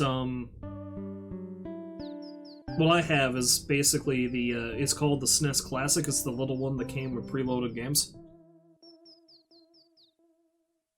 Oh, you're talking about a smaller version of the actual console itself baked. Okay, yeah, that's like the little PlayStation that I have.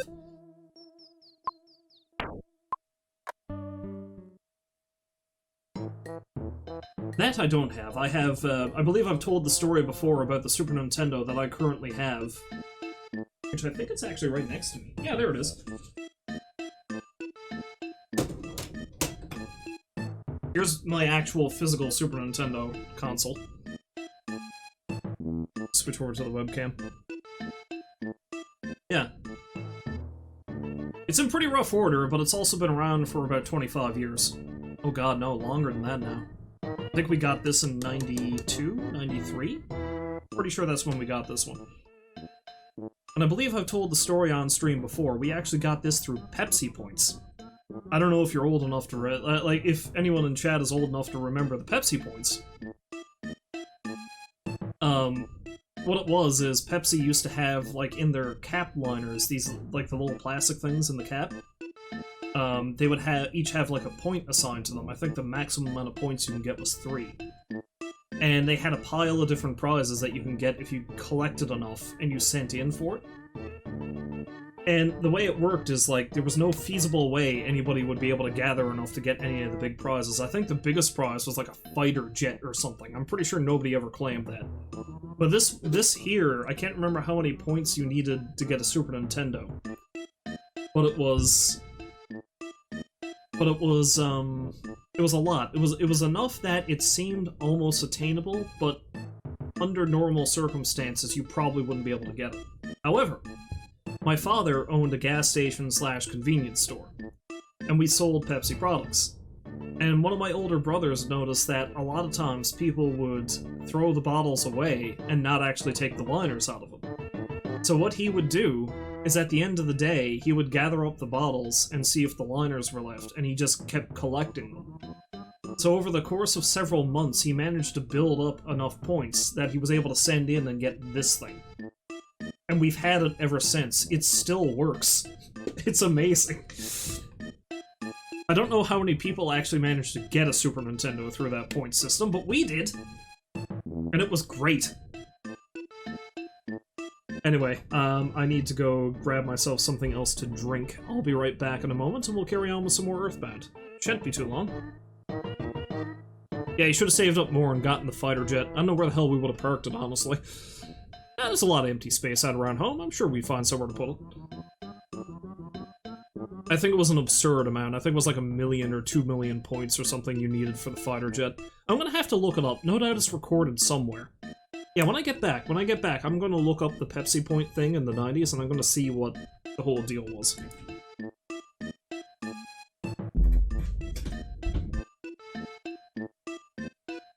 Alright, I'm back. And here we have a pile of different faces.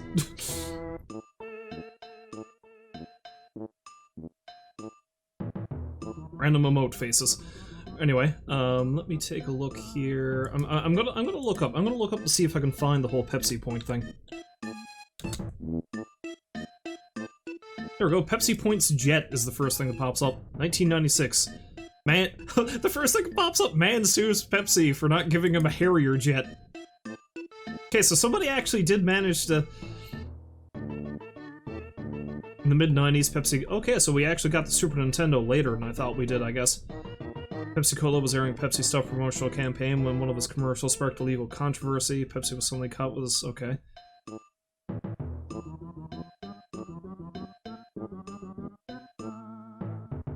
Collect points from Pepsi labels and claim prizes like t-shirts, sunglasses, or for 7 million points, a Harrier jet!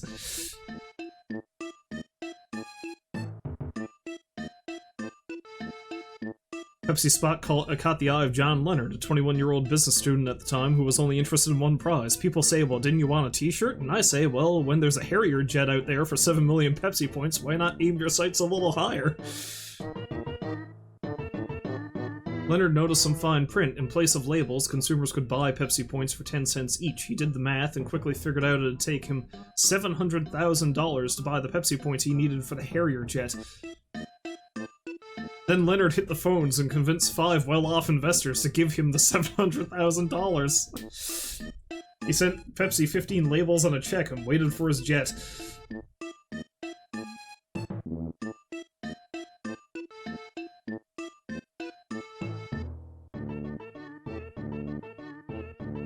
According to Pepsi, the ad was just a joke.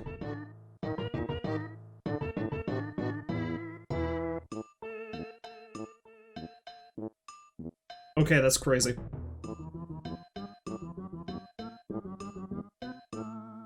Yeah, the Harrier jet is basically a military... Yeah, it's basically a military fighter plane. That I'm looking at a picture of it, and it has the... I'm gonna see if I can get the image on the thing here.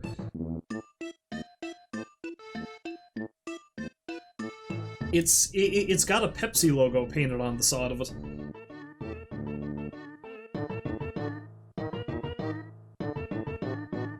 Okay, I'm gonna see if I can find the,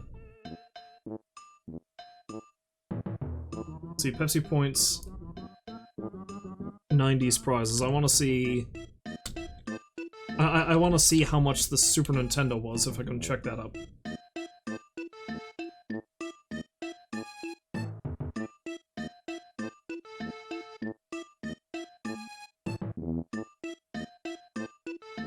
Damn it, Wikipedia, give me a list of the things.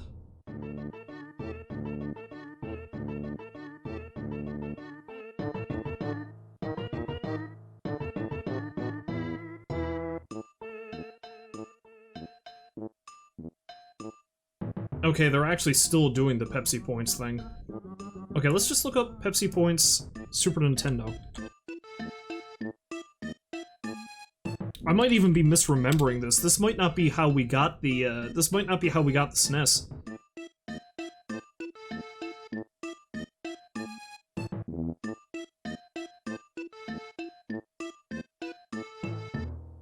I don't know. I'm not going to spend all my time looking this up, but this could very well...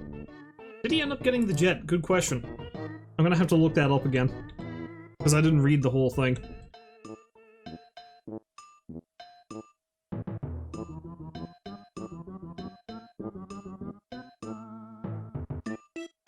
Tell me, article.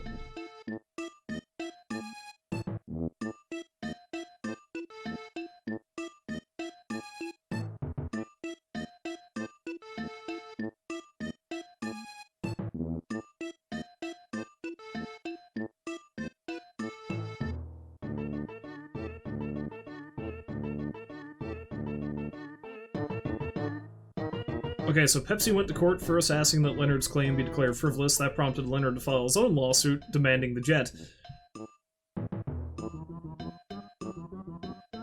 Most people seem to support Leonard for this.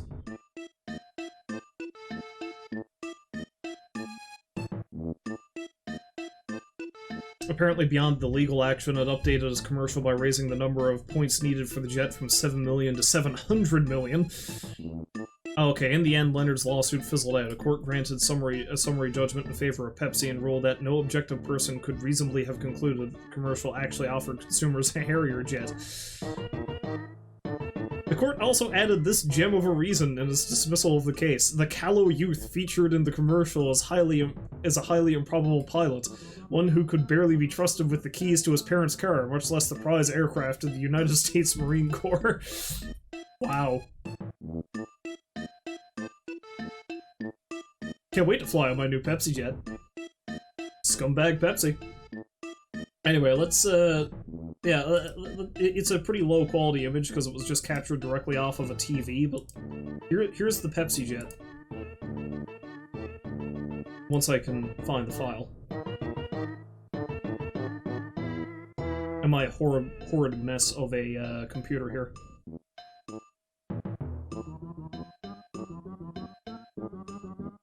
Where did it go?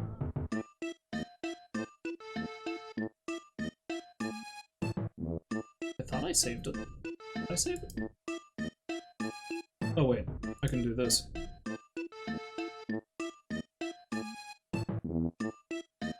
Okay, there it is. Alright.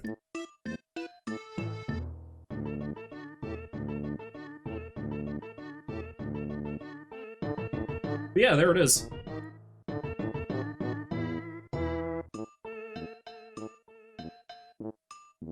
That's the Pepsi jet. It's just a Harrier jet with the Pepsi logo on the side of it.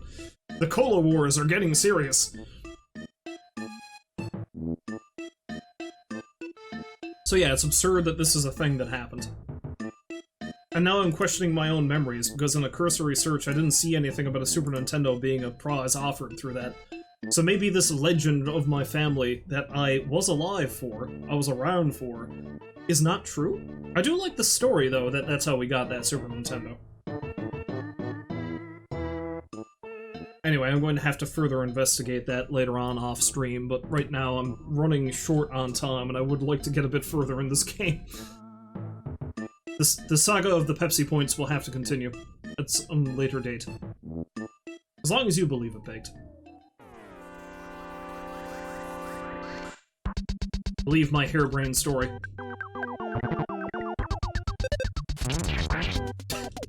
The violent roach knew its brow. Paula crushed it.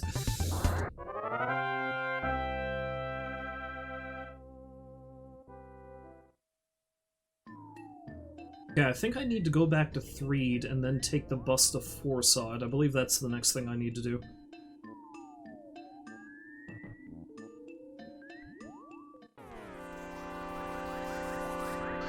I want my jet, I want it, no, I will sue you for it.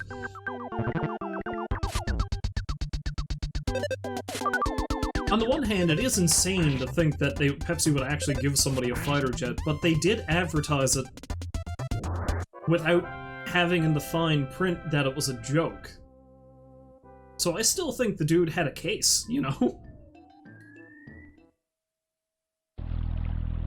Like, if they explicitly said, no, this isn't real, like, there was a little fine print thing on the bottom of the commercial. He actually did the legwork and got people to invest to get the jet, so... If not the jet, at the very least, they should have gotten a money settlement, you would assume. Because they did sink a pile of money into it.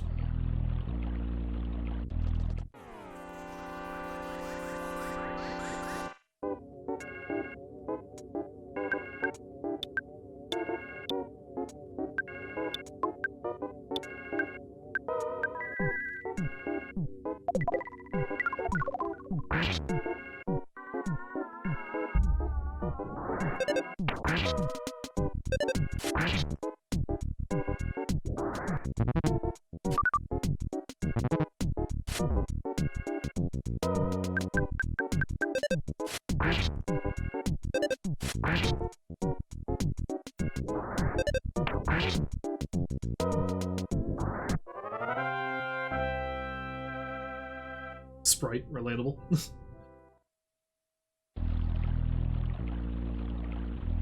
Yeah, I think Sprite is actually a Coke product, isn't it? 7-Up is the Pepsi equivalent. Oh, that's a different looking ant. What's that? Oh, it's a black antoid. Wait, is it the same as the black antoids I was fighting at the beginning of the game? Because those things are wickedly weak at this point.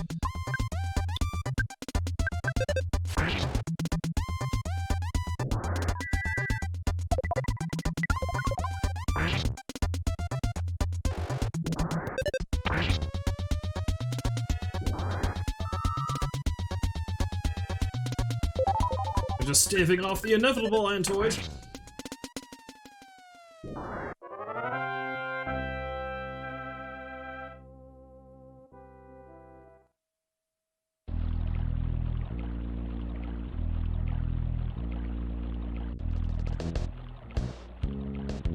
I can't even remember how I got to this area from Threed, come to think of it. Now let's just try wailing on the frog, see how much damage that does. Not a lot. But maybe enough? Yeah, sure. Let's not waste the saw.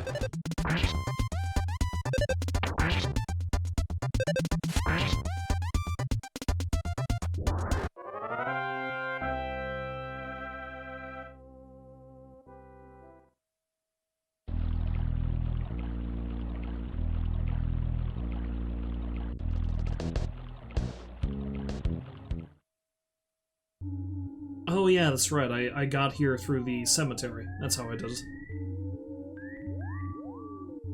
I remember now.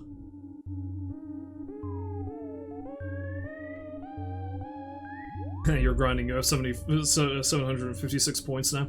Still got a ways to go to catch up with baked and rolls, but... Also, I need to actually put in redemptions that you can spend those points on. Someday. Someday.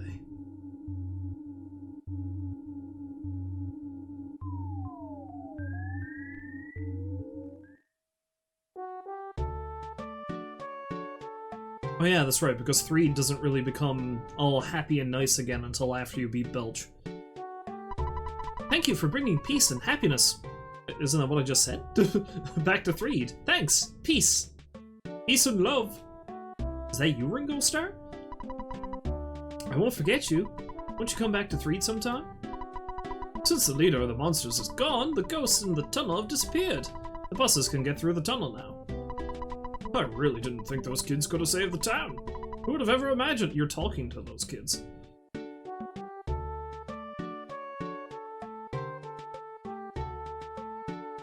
You have a theory that Ness's dad is also Jeff's dad because they both grew up without a dad? So wait, the guy that Ness keeps talking to is Dr. Andonuts? You know, who abandoned Jeff in this school for 10 years? I want to go through the desert and on to the big city.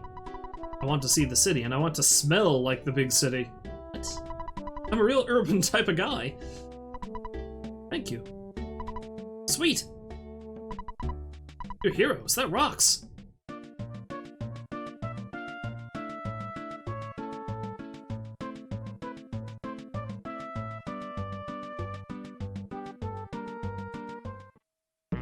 Oh god, it's this guy again. Oh no.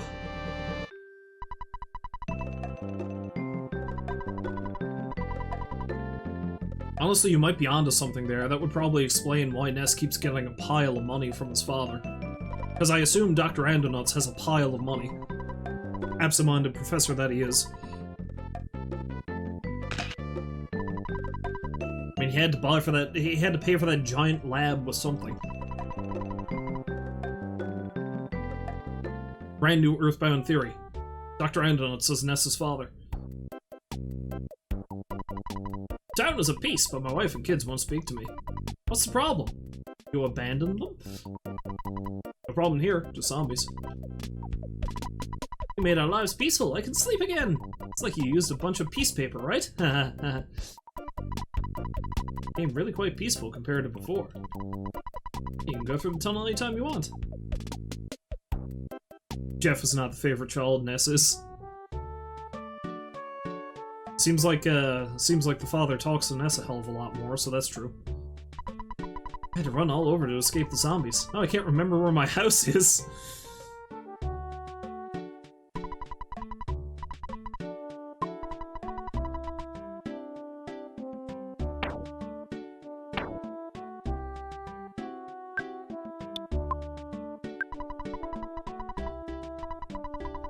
Wait, why don't you want to buy that junk? But it's a gun. You like guns.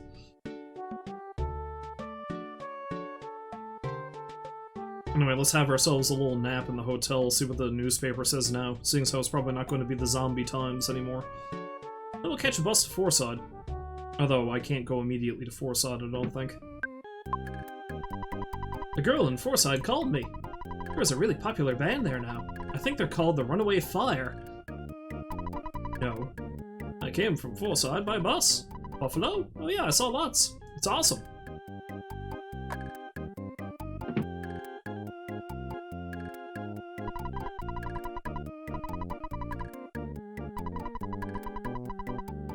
I mean, Jeff does enjoy his guns. He has so many of them. Let's take out a few $100. This should be enough for the hotel. I could theoretically take a bus all the way back to Tucson and then walk to Onett so I can get the, buy that house that's there, the crap shack. Oh, I need to actually talk to the dude.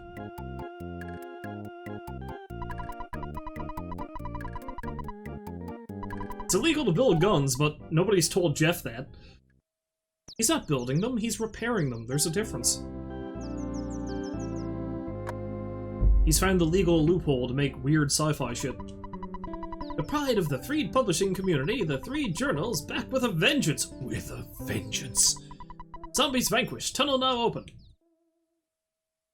Good to know.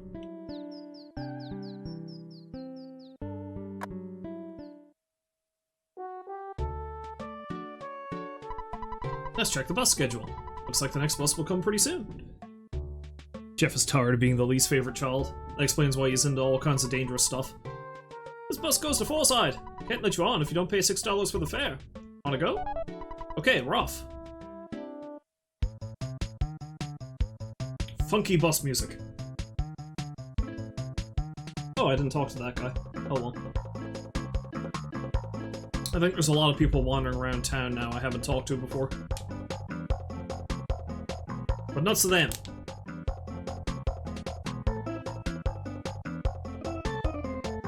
I also like how they didn't animate the wheels turning. It's just kind of sliding along. You have pistachios. Are you going to share? I know that's physically impossible. You cannot transfer pistachios through the internet, sadly. Drugs!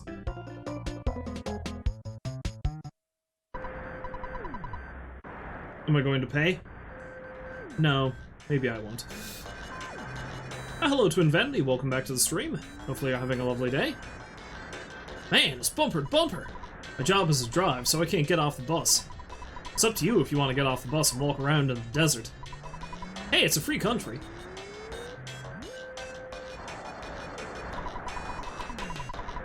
Welcome to the very end of the world's longest traffic jam.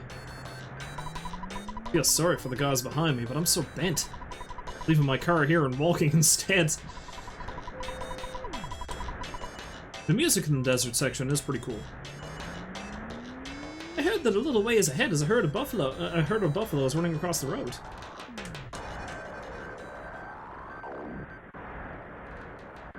Judging by the space between those vehicles, the bus can totally fit. Yeah, they just need to very slowly drive between them. Here's Baked handing out the gift subs again, MVP that he is.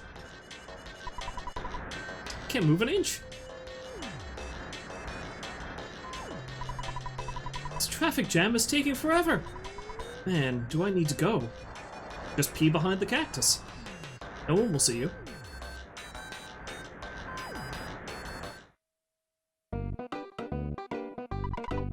Hello there, how may I help you? Can I get you anything? I think I'm going to need to buy a pile of wet towels.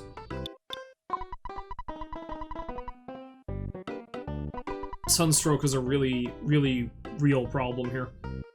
Also running it in, mister. It's $210 a night if you want to stay here. What? That's probably for the best. You see, our beds are really old and dusty. Also, they don't exist because it's a one-room store. Okay,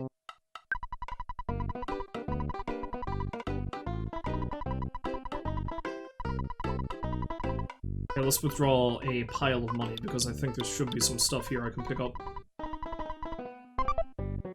What do you have, my man? Ooh, Mr. Baseball Bat. You know, I don't know if it... Wait, is my Switch is here. I can check for you right quick.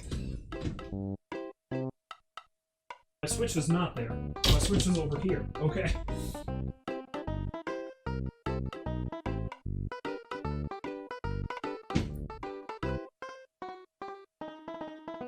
Yeah, let's see if it is in the Super Nintendo collection.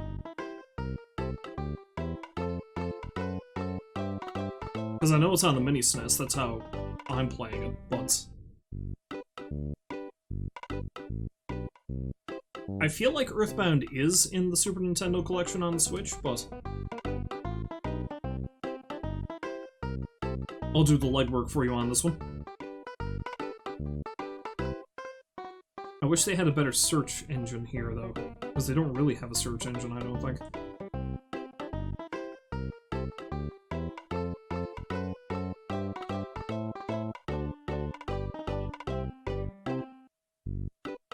You know, I don't think it is. It's not.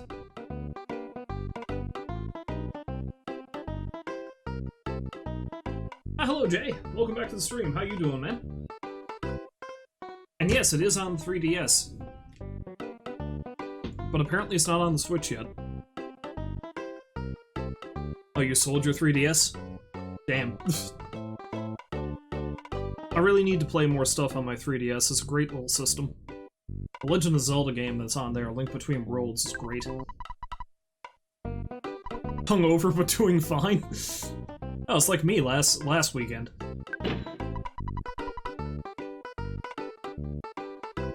Oh yeah, there have been rumors that they're going to do a EarthBound remake, isn't there? I hope so. It'd be nice that if they did, and you know, if they did an official translation of the third game, that'd be good too.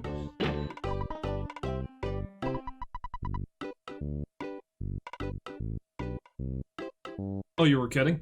I thought I heard a rumor that they were going to remake EarthBound at some point. Then again, who knows? Oh good, everyone can get a coin to slumber now.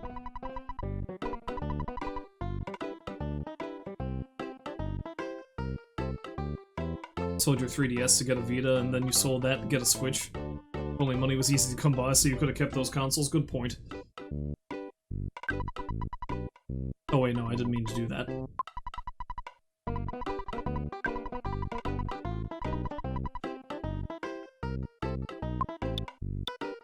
Yes, I was planning on drinking a rather large amount of beer last night, speaking of being hungover, but I just remember how terrible last Saturday was. You know, the New Year's Eve drunkening where I was playing Yakuza 0.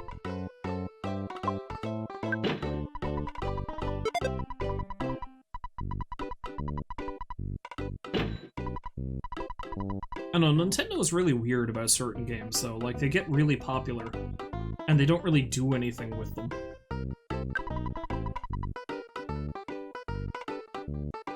It was, Zan, it was. Except for the fact I couldn't quite remember what I was doing in the story when I started playing it again. That's what happened to you, too much beer. Drinking alcohol is like I'll never drink again, at least for at least a week. That's usually how it goes, yeah.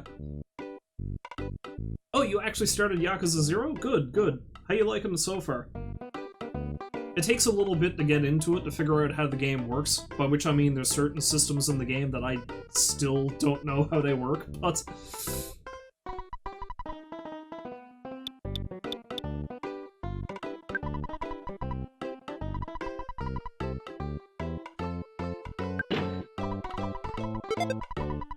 I still need to get the rest of the games in the series. I'm gonna slowly start collecting them, I think, after I'm done with Yakuza 0.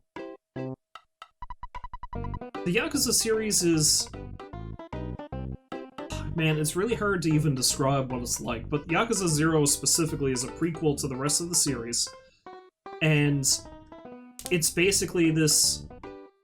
The way I hear a lot of people describe all the games in the series in general is that the main story is like The Godfather, and the sub-stories are like Looney Tunes, and that's an apt description.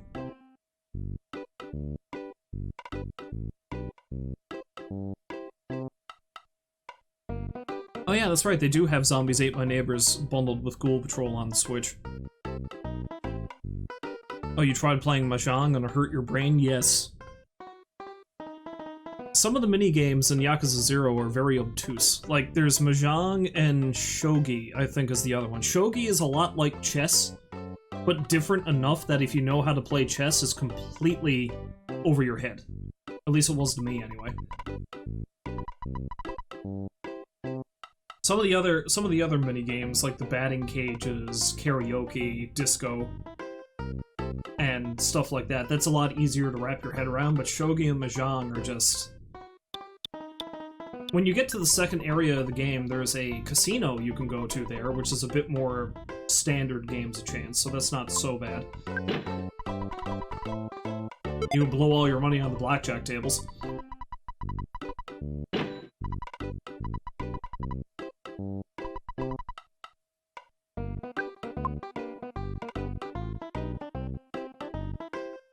But man, wait until you get far enough into the game where you can start doing the pocket circuit racing. Oh boy. You want to lose hours? That's how you lose hours.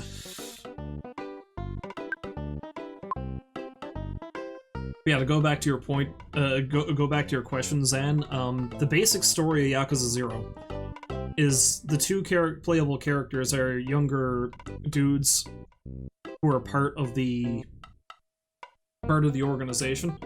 The youngest one, Kiryu, who's the major character of the entire series, has only really just started out, and he ends up taking the fall for a murder he didn't commit. And it's part of this large, long-range scheme where the family that he works for is trying to buy this tiny little lot in the middle of the Kamurocho district so that they can make a pile of money off of a real estate deal. And the other guy is someone who's on the outs with the family because he did something against their wishes, and he's basically trapped in this one little section of Sotenbori where he's running a club for them. But then he gets hired to kill somebody.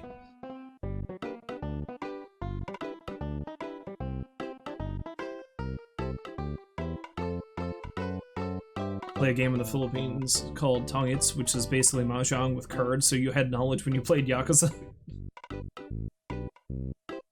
Yeah, see, because I've played Mahjong before, but, like, the version of Mahjong that's probably not at all like Mahjong that you can play on the old Microsoft OSs or something like that.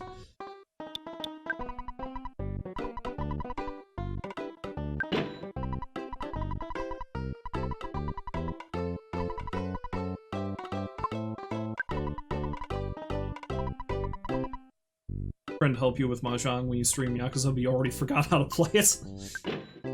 There's a lot of moving parts in that game. It seems very confusing.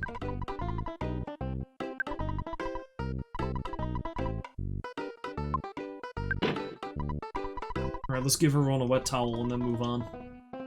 Because I need to wander in the desert for a bit. Problem is, I can't remember precisely where I need to go.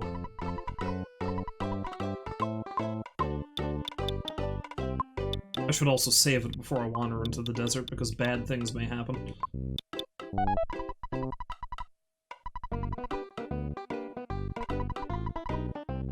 There's also a fishing minigame in Yakuza. I'm just trying to remember the minigames. There's so many of them. There's the weird telephone club minigame. There's the catfight arena. A lot of these don't get unlocked until you get so far into the game.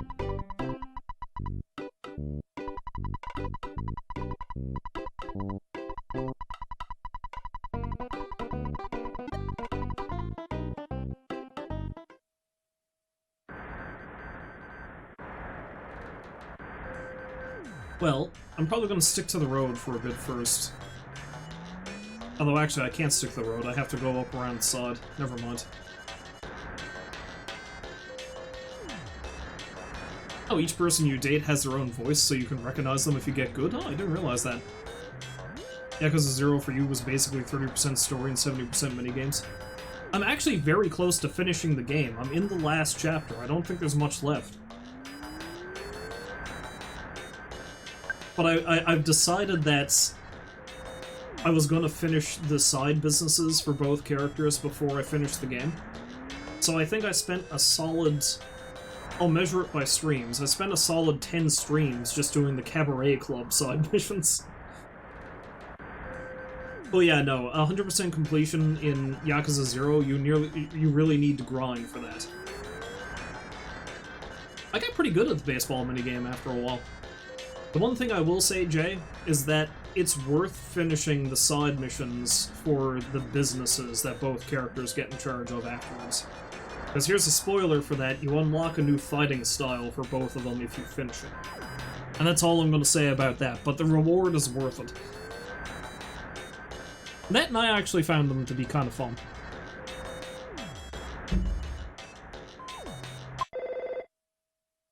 What's happening?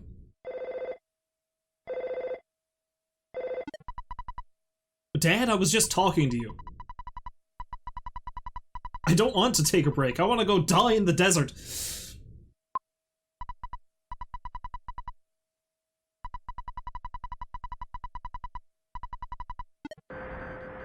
I mean, perhaps not die in the desert, but... Oh, it's this guy again. What do you have? Zip gun, bomb, bottle rocket, rust promoter. Okay.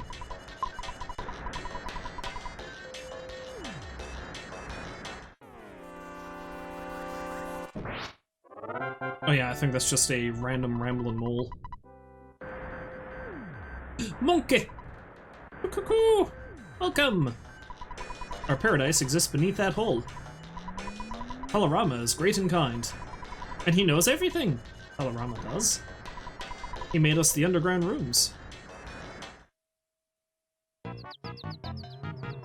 It's better than roasting to death in the desert, I guess.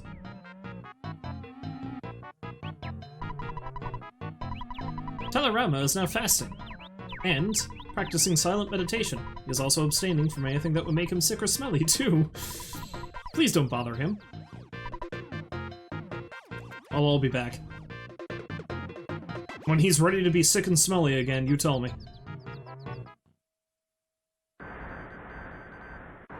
Let's see if I can remember where the hell I'm supposed to go in the desert.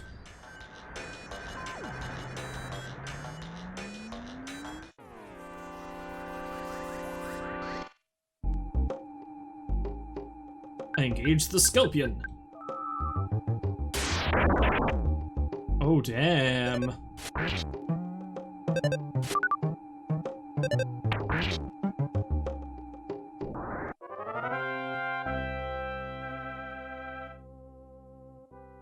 That was dangerous. Okay, do I still have a... I do have a skip sandwich in my inventory. I should probably use that. Give it to Jeff.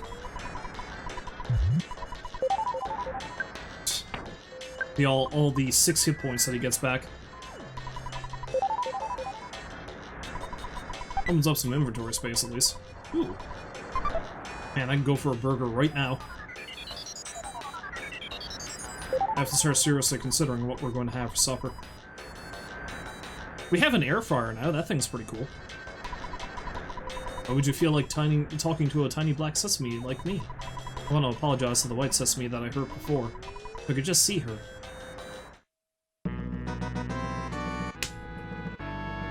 And then we have this guy.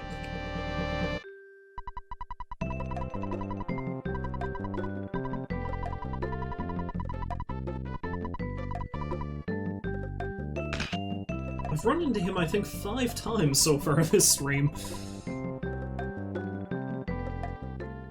This creepy dude who keeps stalking these children. And somebody is currently, Jeff is suffering from heat stroke.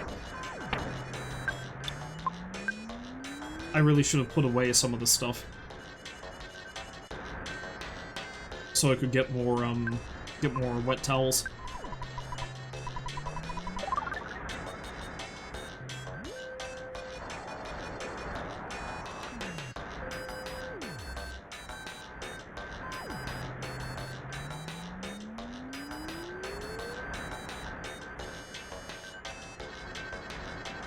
Ooh, what's that? There's a double burger inside. Problem here. I spotted something shiny. It was a set of contact lenses. Okay, I'm gonna have to get rid of something.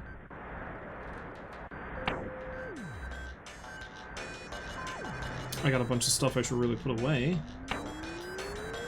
Next time I get the chance, I should call the thingamabob.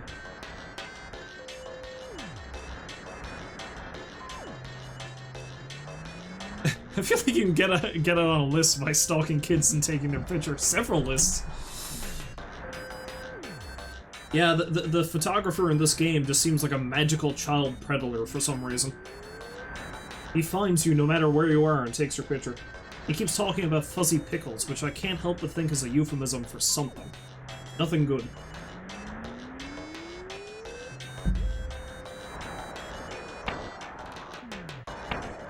Hey, you know what? Let's use, he's got a skip sandwich, so those are pretty useless. Aside from the speed boost.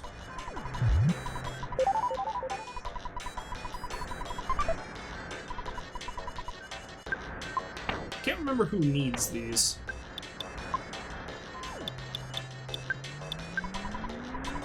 Must belong to someone. He's the real villain of the story. Yeah, forget Gygas. I lost a pair of contact lenses here in Dusty Dunes Desert. They were a memento from my grandma and very important to me. That seems like a weird memento, but okay. If you find them, bring them to me and I'll give you a reward. I'm Penatella Giovanni. Find me at the Fourside Bakery, 2nd floor. Okay. Good to know.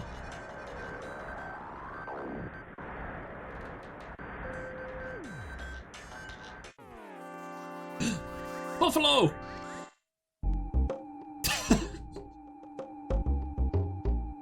Look at how terribly unimpressed that buffalo is. He's very different from the buffalo that showed up in Mother. Which, if you've got BTTV active, then you'll be able to see it when I do this.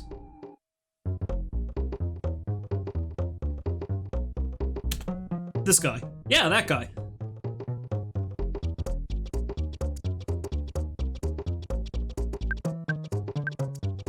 It's the bad buffalo.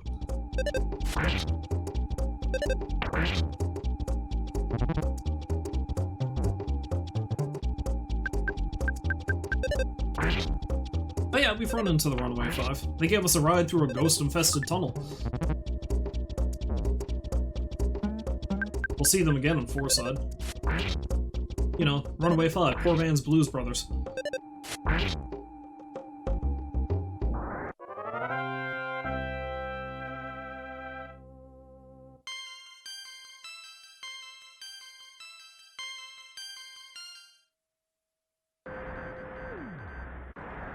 Oh, I don't like that thing. I don't like that thing. Smiling Sphere is, I think, incredibly dangerous. I think it explodes when you beat it.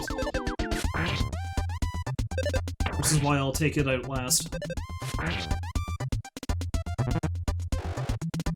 Why are there so many predators in this game? Well, I mean, this game is partly a horror story, and you are playing as a bunch of children.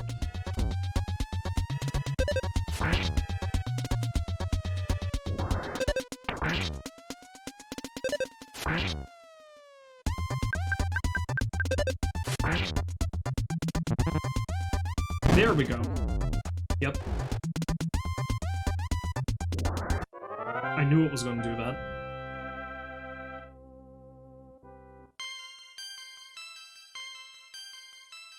It's really nasty when you fight enemies that explode when you beat them, because, oh man, it can really screw you up.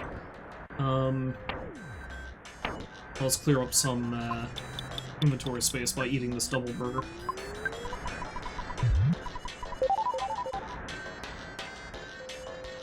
Oh hey, what's this? Ooh. Jeff is the one to take that. Oh hey, what's this? Dusty Dunes headquarters for finding buried gold. Oh, you did your first stream today? Nice, how'd that go? And what was it? What did you stream? As a matter of fact, I think I know a way I can find out. Ha ha ha.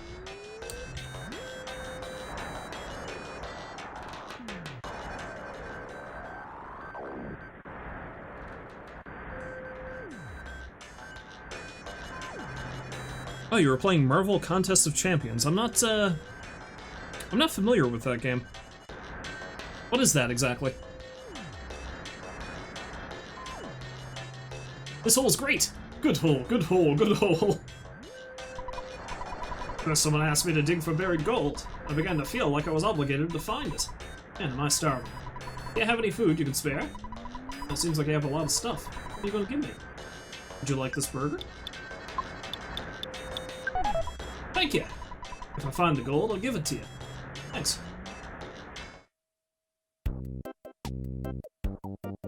Basically, you fight other Marvel characters and open crystals to get more characters. Yeah. It's a small house, but please stay the night.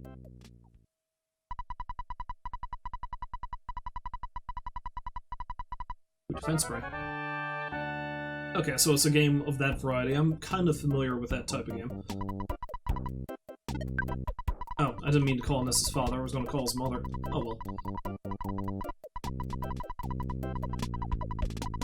This child of the 90s wandering around with nearly 16 grand in his bank account.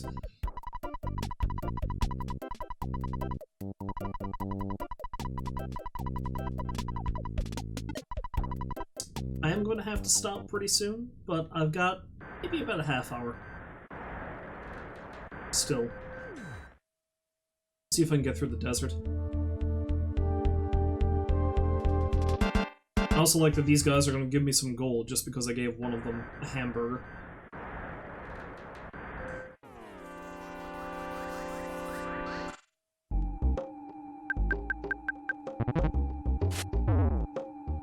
Whoa! And then Paula responds in kind.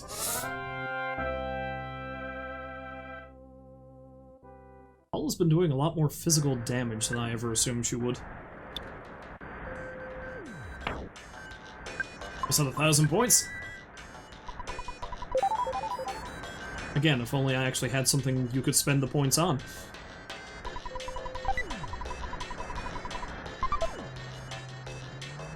There is a white sesame around here somewhere. I just haven't found it yet. Nor do I think it makes any difference if I do. The one thing I know about,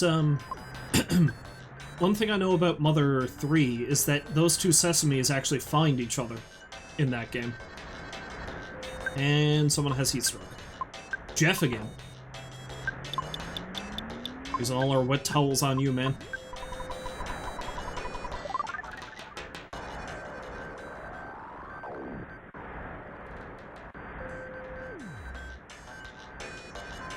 Oh, it's these guys. I'm Big Brother Pancho. I'm Kid Brother Pincho.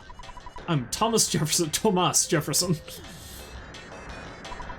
I'm a broken slot machine, but the Sanchez brothers and their friend are a very cheerful trio. They'll make you happy. Would you like to insert a buck? You have no money. I'll be back.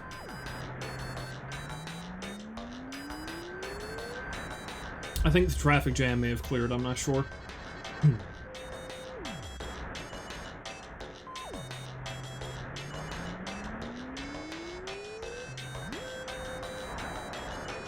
Yeah, it has. Alright.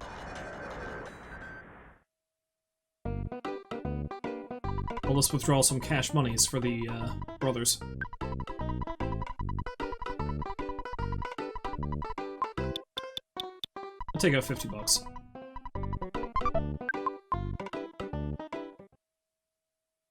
These kids must be pretty fit. I mean, they did just hike through a desert. And aside from Jeff suffering from heat stroke a couple of times, they're still fine. And now, rather than take a bus, I'm just gonna hike through that tunnel and get to Forside that way.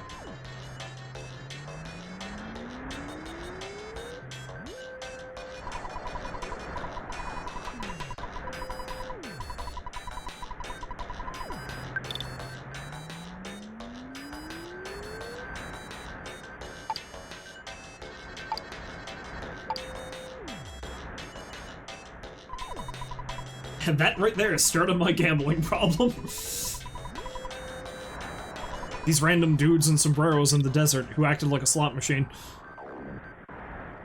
I also like how standing here means I'm eventually going to get heat stroke again.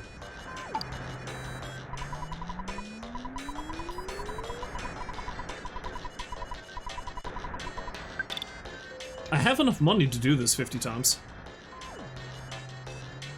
Oh yeah, I was talking to them earlier. Come on! Damn you, Thomas Jefferson! I almost had it! You screwed me again, Thomas Jefferson.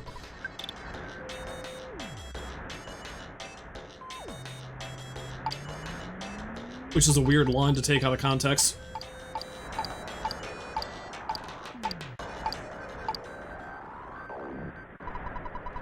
He did it again. Am I just gonna be here till I run out of money? I might be. The rest of the stream is just me gambling.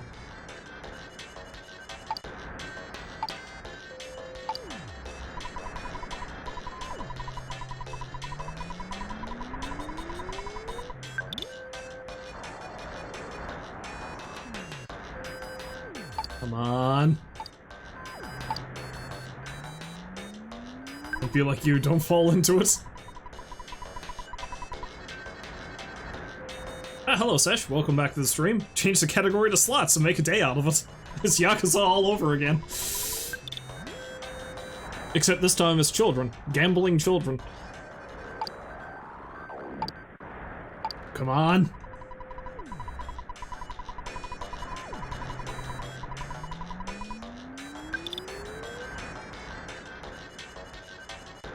I'm triggering all kinds of terrible flashbacks to the gambling addicts in the stream.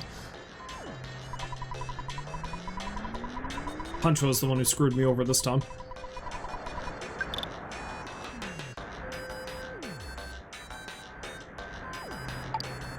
Here I am slowly dying of heat stroke. I don't even know if I win anything here. I just want to see if I do. I honestly can't remember if there's a prize for this. How much money do I have? They will make you happy. They haven't yet. Okay, I'm gonna do this 5 more times. Just 5. Bring myself down to 45 bucks. Come on, Thomas Jefferson.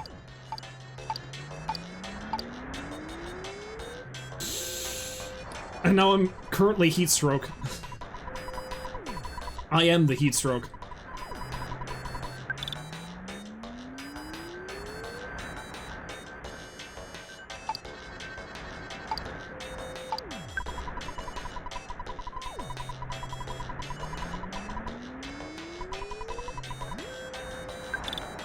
Well, 35 bucks, yeah. 2 more after this one. Ah! Gamble through the pain. You know what cures heat stroke? Gambling. Okay, 1 more after this. 1 more. That was terrible.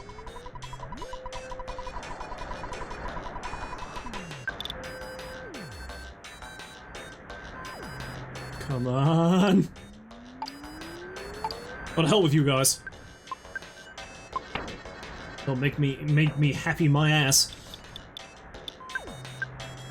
They've done nothing but fill me with murderous rage and sunstroke.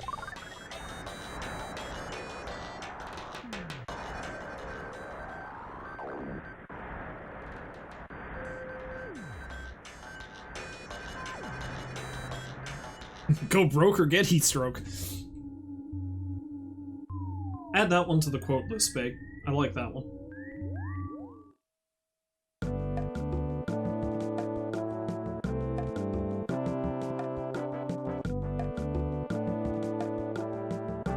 It's a little thing, but I like the way that the water is done here. Like the reflection and stuff. That's really neat.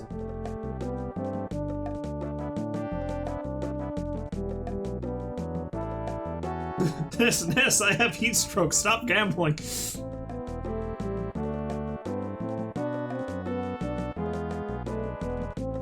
I can't stop now, Paula. I'm sure Thomas Jefferson's gonna spin the right way this time. Ness, listen to yourself, you're talking crazy! Who's Thomas Jefferson?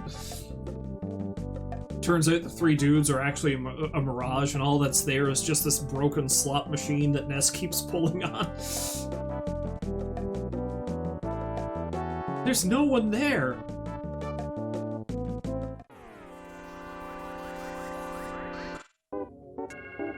You meet the extra cranky lady!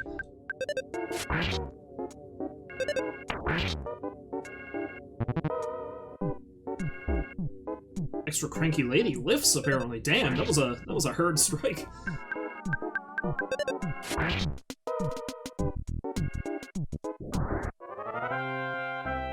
She's only sort of cranky now. Or possibly dead. Yeah, maybe we just killed her.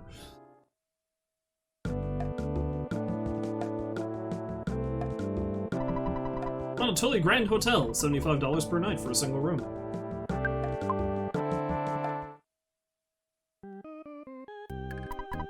Ness, sir, are you staying here tonight? Thanks for being so generous with your tips. You never gave me a tip? Never mind. How did you know my name? I've never been to this city before.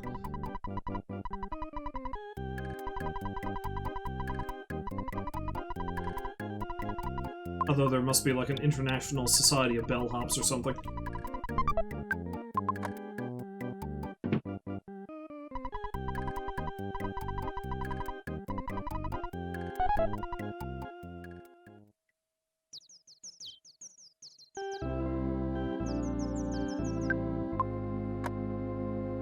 I should probably call the delivery service too. I need to. This is a unique service exclusive to our hotel only. It's bullshit. Here to read you today's headline. On the front page of the Fourside Post, over 70% of Fourside citizens support Monotoli. Hey you! If you meet a beautiful, seductive woman who's looking for me, tell her hi. Bellhops are the Illuminati, they know everything. Anyway, I don't think a woman like that would be looking for me. Oh, come on, don't sell yourself short, man. I mean, look at that hair.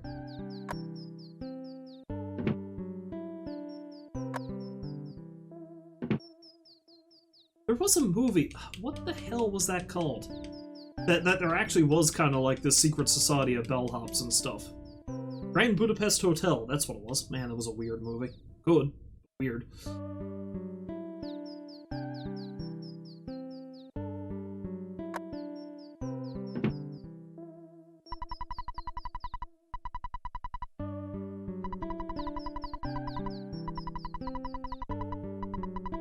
Let's take out, Ness can be a jerk. Honestly, Ness quite frequently is a jerk. As a matter of fact, something that the translation doesn't get across, but if you were to do a more direct translation of the, like the original Japanese dialogue, the bit in Happy Happy Village, where in this version of the game, Pokey, or Porky I suppose, if you want to use his actual name, his actual terrible name, he apologizes to Ness for being such a jerk. And then as he walks away, he calls you a sucker because he was lying, and then he runs off. The original dialogue, he was being sincere, and the fact that Ness does not accept his apology because he's a silent protagonist makes him become more of an asshole, which is why he ends up becoming a villain later in the game. So in the original dialogue for the game, Ness is the reason why Porky becomes a villain. Which means all the stuff that happens in Mother 3 is because of Ness.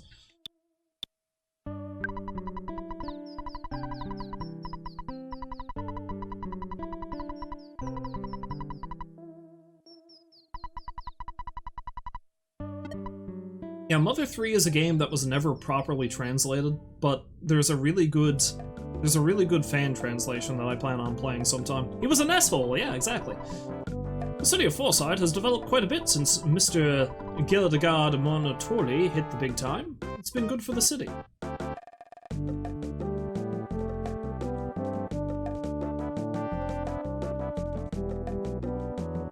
Okay, I have to go to the bakery and find somebody.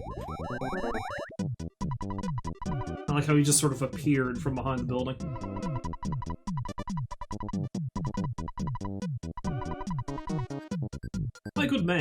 like you to take the...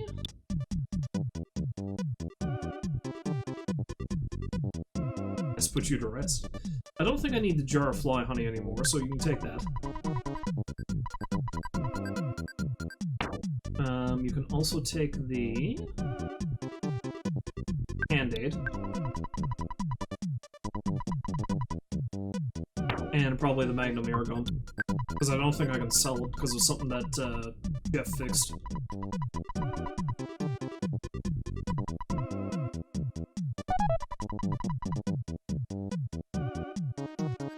I'm the first streamer that ever noticed you? I mean, you're there in the chat. Am I not going to respond to you? That just seems weird to me. Also, the fact that I'm such a small streamer that normally, like, I can actually talk to everybody who's in the chat.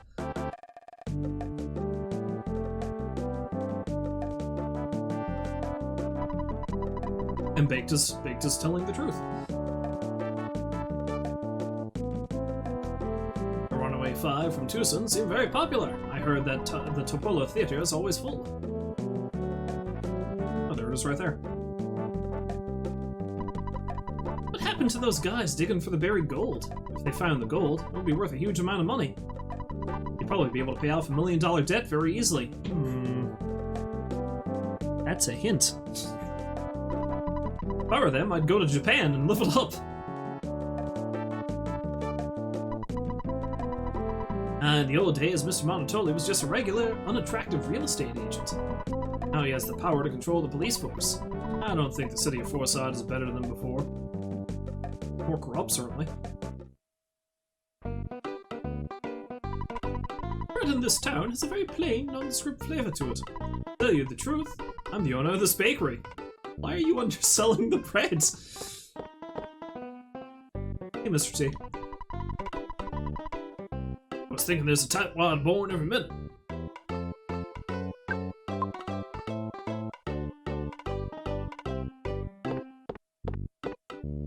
Wait, I thought it was the second floor of the bakery I had to go to, hand off these contact lenses. Well, whatever, let's go see the Runaway 5. Every time you see my profile picture, you think of Club Penguin. Club Penguin, something that was really big, but I never got into, weirdly. You want to buy a ticket? $30, please. I don't have any. That's right, Club Penguin doesn't exist anymore, though. It doesn't. Servers went down, didn't they?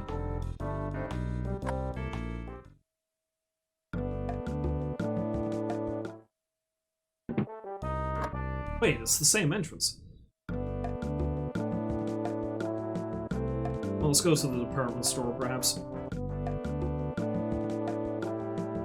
Dinosaur Museum.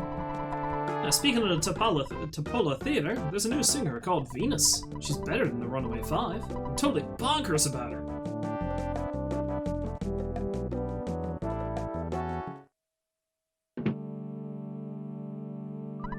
The Dinosaur Museum doesn't have any real dinosaurs. They're all replicas. I'm sure everyone knows that.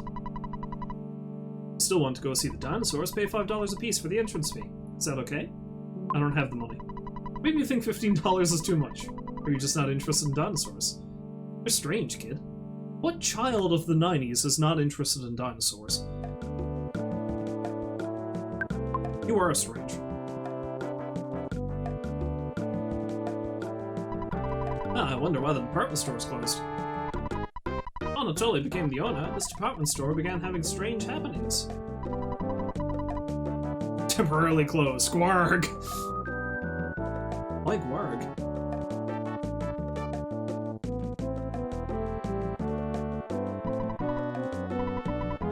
Protect Mr. Monotoli first. The safety of the citizens of this city becomes second. That's our job, you know. That's a good old-fashioned corrupt police force. Now let's go to the hotel and withdraw some more cash so I can actually go see the dinosaurs! Also the Runaway 5.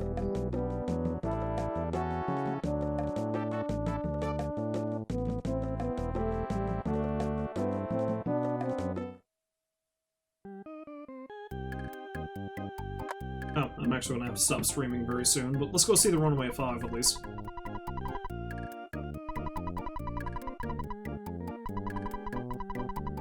Let's take out a couple $100. Take out $300.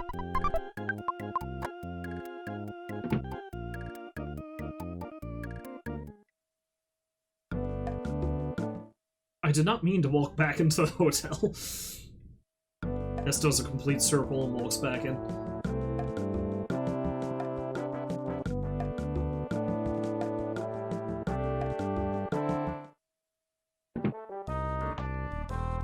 Yeah, 15 grand would be nice, wouldn't it?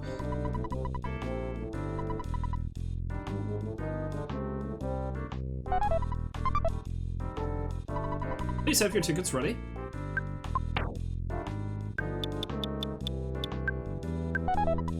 Thanks a lot. Please hurry. The show will be starting any moment.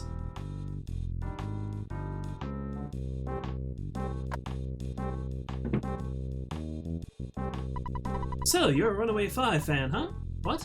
Excuse me? No. This band owes me $1 million. Of course they do. If they break their contract, they'll be in deep doo-doo with the police. Police will probably say, "Hey, you guys," or something like that. Unless you're able to pay $1 million on their behalf. You'd have to find buried gold, or you would never be able to pay such a huge sum of money.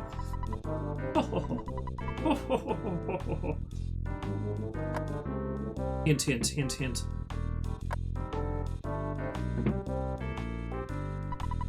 Problem here.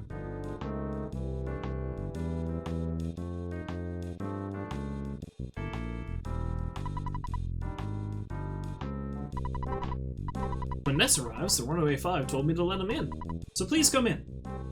You didn't even ask my name. I could be anyone.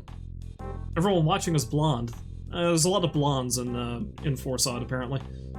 Not a lot of biological diversity in Forside's population, it seems.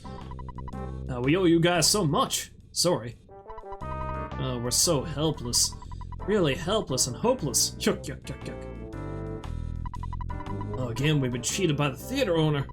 Stuck here with a phony contract. Oh yeah! We know how to sing, but we don't know how to handle money or women. Alright, thanks for dropping by, Zan. We'll see you again later. Hopefully you have a good day. Doo-wop, doo-doo-wop. To meet Gilgard Montoli, you'll need our help. I don't exactly know why, it's just a hunch.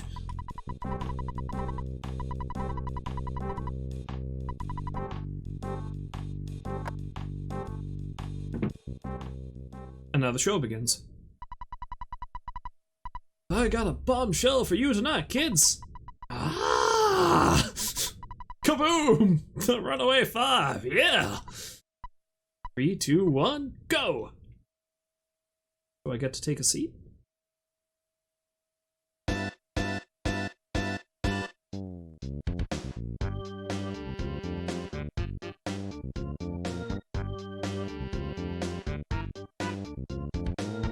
Runaway 5 and the random keyboardist. Who's not actually a member of the band.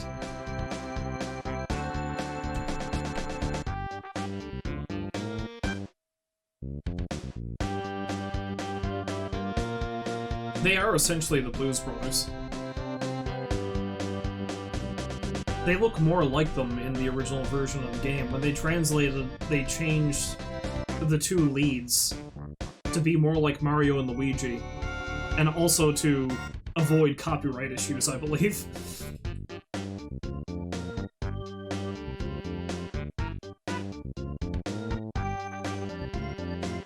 Sax solo? Sax solo!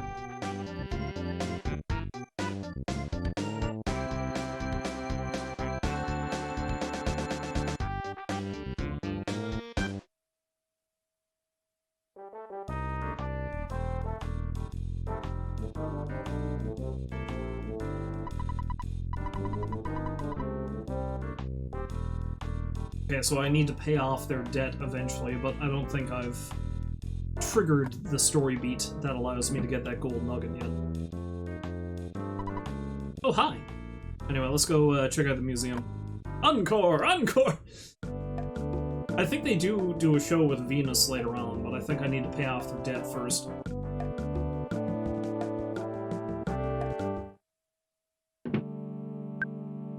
Hey lady, I have the money. Let me see the dinosaurs. Let me see the replica dinosaurs.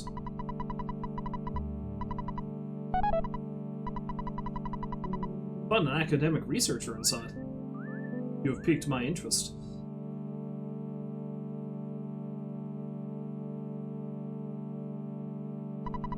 I wonder how many animals go extinct before human beings discover them. I want to see a live dinosaur sometime in my life. I mean, the Loch Ness monster-like thing up in Winters is kind of like a dinosaur. Huge! Not you, I'm talking about the dinosaur, but this guy's huge! This museum should sell dinosaur t-shirts. Oh, it's this guy!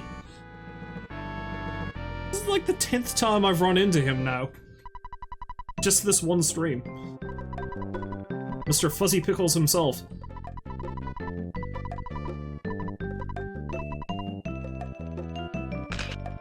This guy. What a great photograph.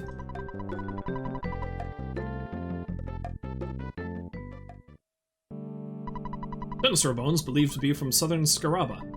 Don't ask for any details, our research is continuing. We have no idea what it is. I'm so happy there are some visitors today. These days, few people come here. I'm Mr. Spoon! Spoon! The academic researcher. I wonder if there are any famous stars here today. Dinosaurs. Huge, aren't they? Well, that's all I've gotten out of my research. Want to hear more? To tell you the truth, I heard that dinosaurs were found near the lower side of Scaraba. And there were lots of them. There are unconfirmed reports that the dinosaurs ate some of the natives there. If you go, please try to find the dinosaurs and bring back photographs. Please come back again to study, because I don't like being alone. Okay, so my years of extensive research about dinosaurs and their lives has led me to the conclusion that they were huge. Research is continuing. Yeah, so what can you tell me about dinosaurs? Big. They were just big.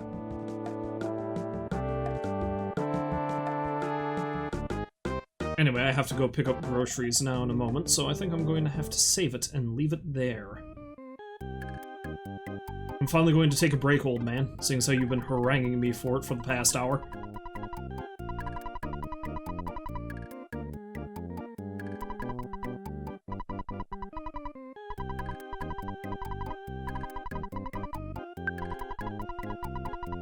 Think about hitting the hay for the night.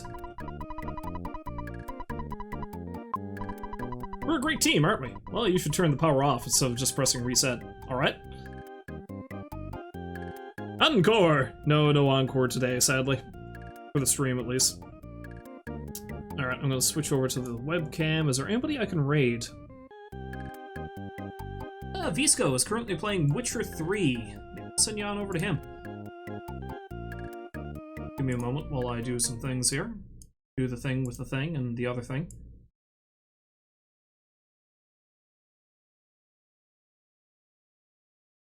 Raid Visco. Alright, so if you happen to stop by to watch, I thank you very, very much for doing so, and hopefully you'll find folks to join me again next time, which will be, I don't know when, probably sometime in the coming week, where I'll play some more Yakuza 0, or maybe Project Zomboid, let's be honest. But until then, as always, I wish you a farewell, and I hope you have a great day. So long for now.